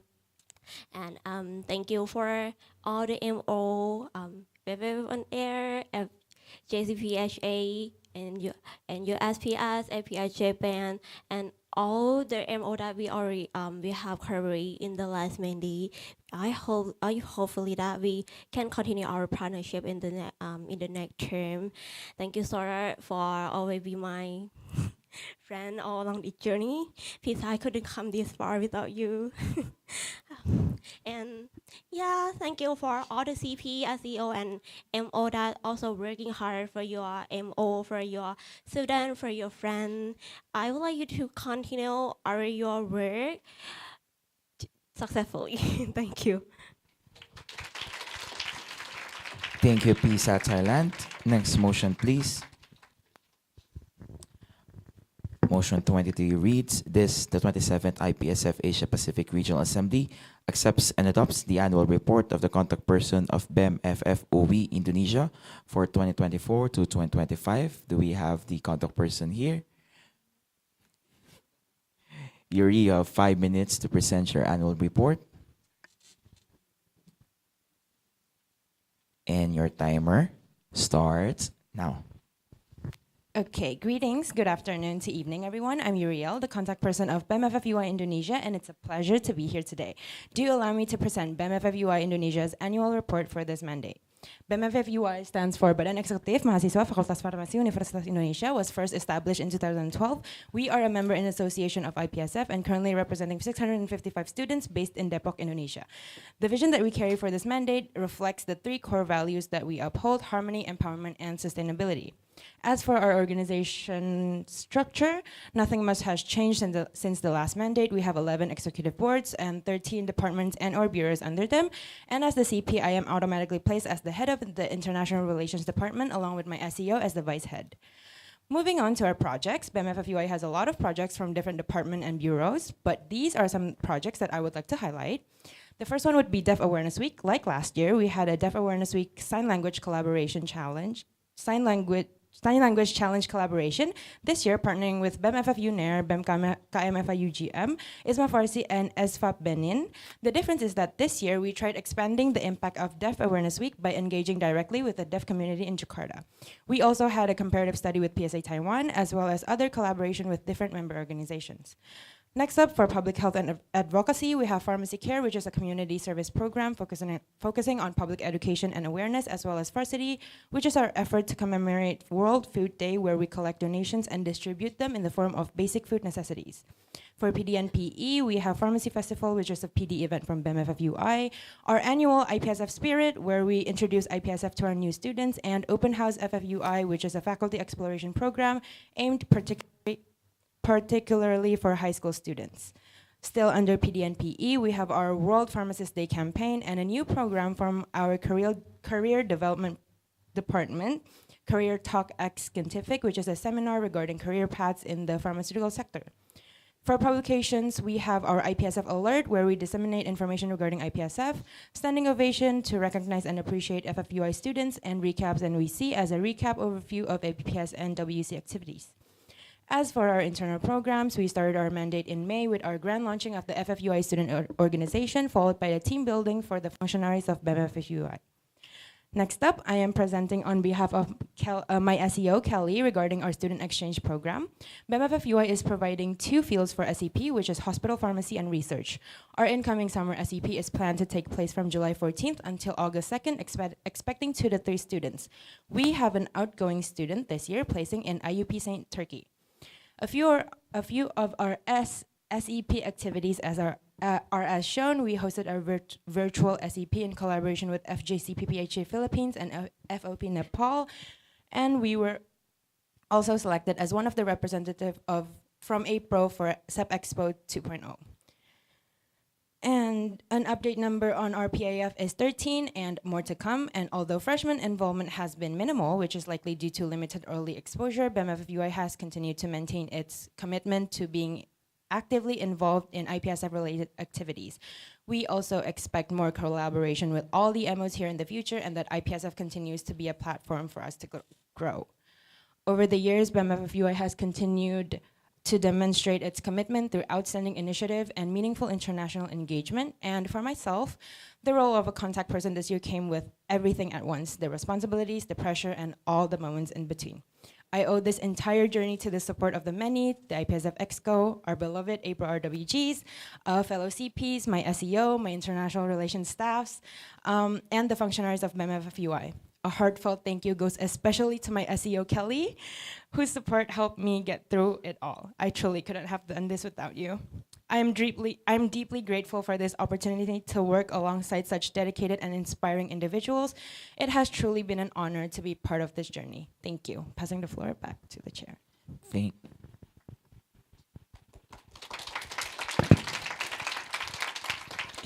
Thank you, BEM FFOE Indonesia. Now I'm opening the floor for any discussion. We have a new comment from PISA Thailand. PISA Thailand, the floor is yours. Thank you for the floor, Chair. I'm Nas from PISA Thailand. First of all, I want to congratulations from your hard work as a CP, and also thank you for Kelly for student exchange too, because of actually we are close to, in SORA mandate, we are close to BBFOE, right? And we also participate in various activities like virtual self, one of mine and one of yours, something like that. And I'm really excited to work with you in the near future. Thank you so much. I'm part of all to the chair. Thank you so much, PISA Thailand. Would you like to comment on that? Okay. Now we have a new comment from BEM FF Unair Indonesia. Thank you for the floor, Mr. Chair. I'm Karin from BEM-FFUI Indonesia. First of all, congratulations, Yuri, for your successful mandate. Thank you so much for being one of the most supportive Indo MOCPs. Thank you for the deaf awareness campaign. I just want to let you know that you have done well. You have did your best, and be proud of it. Thank you. And I'm passing back the floor back to the chair. Thank you so much, BEM FF Unair Indonesia. Now we have a new comment from a delegate from PSA Taiwan. PSA Taiwan, the floor is yours. Thank you, Chair, for the floor. This is Jean from PSA Taiwan speaking. First of all, congratulations on such a successful mandate. And we really had a great time with you guys with the comparative study event. And just like what we had mentioned actually in the, I think in the previous meeting, I would like to express again that PSA Taiwan would love to have further collaborations with BEM FFUE in the future, and especially the possibility of the possibility of having MOUs or stuff like that in the future. So I just want to express this in this occasion, and thank you, Chair, for the floor. I just pass it back to you. Thank you, PSA Taiwan. We have a new comment from an observer. Observer from Indonesia, the floor is yours. Thank you for the floor, Chair, Rena Observer. Firstly, I'd like to thank you so much, Yuri, for continuing the CPU legacy for BEM-FFUI, and also for handling the international relations. I've seen so much improvement, especially in collaborating with a local organization for the Deaf Awareness Week. I'm so proud of the projects that you've done before my mandate, Nadine's mandate. I'm so proud of you for all the things you've done. I hope BEM-FFUI will always prosper and also continue collaborating with local organizations. I'm so proud of you for that. And once again, thank you so much for continuing the CP legacy for BEM-FFUI. Thank you. Passing the floor back to the chair. Thank you, observer from Indonesia. Now we have a new comment from a delegate from my PSA Malaysia. Thank you, Chair. I would like to say thank you so much, Yuri, for an amazing job this mandate. And I would like to say I really like the publications that you post on your Instagram page. I follow it both on my personal and also on the My PSA International because I love it so much. And I really see that there's a lot of activity that you have organized under your portfolio and also for BEM FFUE. And I would like to say, We from IPSA were really looking forward to potential collaborations in the future because for previous years, we have also collaborated really well with BEM FFUE, and we would really love to collaborate further on for future projects. So keep us in mind. Okay, thank you so much, and I'll pass back the floor to the chair. Thank you so much, my PSA Malaysia. Please do not forget to state your name and association because the meeting secretaries are now crying. Please. Now I'm passing the floor to the Regional Projects Officer for this mandate. Jose, the floor is yours. Thank you for the floor, Chair. Speaking as your senior in the BEM FFOE, I would like to express my wholehearted congratulations for your successful mandate. 3 years ago, the CPs really struggled to find participants for APPS, GPPD, and online APRO events. I remember in April CSE 2022, we only had 2 teams from BEM FFOE, and it is really wonderful to see more and more members are joining IPSF. And to Kelly, good luck on the summer SAP, as we didn't have any SAP for the past few years, and I'm really excited to see its fruition this year. As your senior, I'm really proud of your hard work to continuously improve our legacy. Thank you, and I'm passing the floor back to the chair. Thank you so much, RPO, for the comment. Do we still have any new comments? I see none. Now I'm closing the floor for discussion, and we are going to proceed with the voting. Full members, all those for, please raise your voting cards.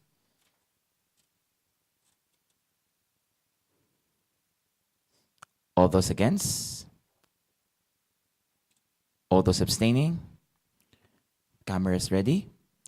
Motion 23 reads, this, the 27th IPSF Asia Pacific Regional Assembly accepts and adopts the annual report of the contact person of BEM FFOE Indonesia for 2024 to 2025. Results are 10 for, 0 against, 0 abstain. Congratulations, BEM FFOE Indonesia. Motion carried unanimously.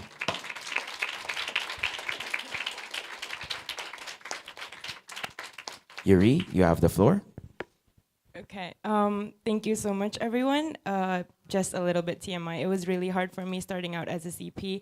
Academic pressure was really high because we were starting a new curriculum in our school. So starting out as a CP was really, really hard. But with everyone's support, I guess, I made it.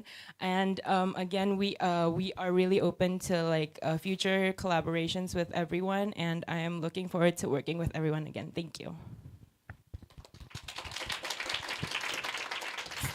Thank you so much, BEM FFOE Indonesia. Since we only have 5 minutes for this session, we need to suspend the standing orders if you want to. Nor, okay, I would like to assess the assembly. Using your emotion cards, if you are yes to extending the session for at least one motion, please raise your emotion cards. Yes, yes, yes, not nor, yes. If you are yes for extension for at least one more motion, please raise your voting cards. I mean your emotion cards. Okay, all those nor, please raise your emotion cards. We have a tie, I think. We need to 6, wow. 6, 4, 9, nar. Naomi is getting mad. We need to redo the we need to redo the emotion cards, okay? Emotion cards for if you want to extend, raise yes now. Hop, I. Hop, up. Raise it up.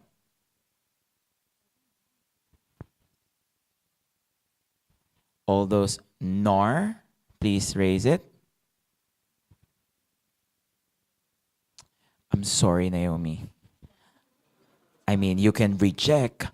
We need a procedural motion to suspend the standing orders. Proposer and a seconder. Any proposer?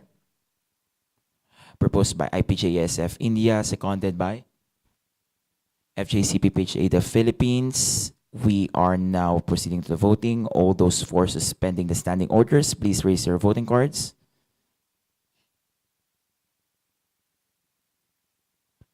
All those against?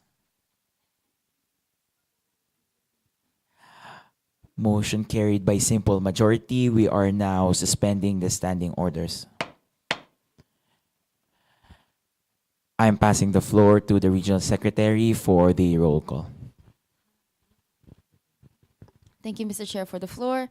Once I call your organizations, kindly raise your hand, starting with full members: IPJSF India, APS Japan, MyPSA Malaysia, NZAPSO New Zealand, NAPSA Australia delegate their vote to NZAPSO New Zealand, FJCPHA Philippines, KNAPS Republic of Korea, News Boost Singapore, PISA Thailand, and ISMA Fars Indonesia. Moving on with our members in association: MAPS India, BEM FFU Indonesia, BEM FF UNIR Indonesia, BEM F USD Indonesia, BEM Kemafar Unpad Indonesia, BEM Kemaf UGM Indonesia, HMF AP TB Indonesia, UOP MSU Myanmar, UOP MSU Myanmar, APSA New Zealand, JPPHA PI Philippines, UFA Philippines, and PSA Taiwan. I'm now passing the floor back to the chair. Session 5 of the Regional Assembly shall convene tomorrow, 10 a.m. to 12 p.m. Again, Regional Assembly, please keep your comments as concise as possible. If not, we will be proceeding to an online session. Point of order, point of information. Okay. You may now go back to your... Oh, you don't have rooms here, unfortunately. You may now proceed anywhere you want to go, but please bring all your things since we have to fix the tables. Thank you so much for the productive session.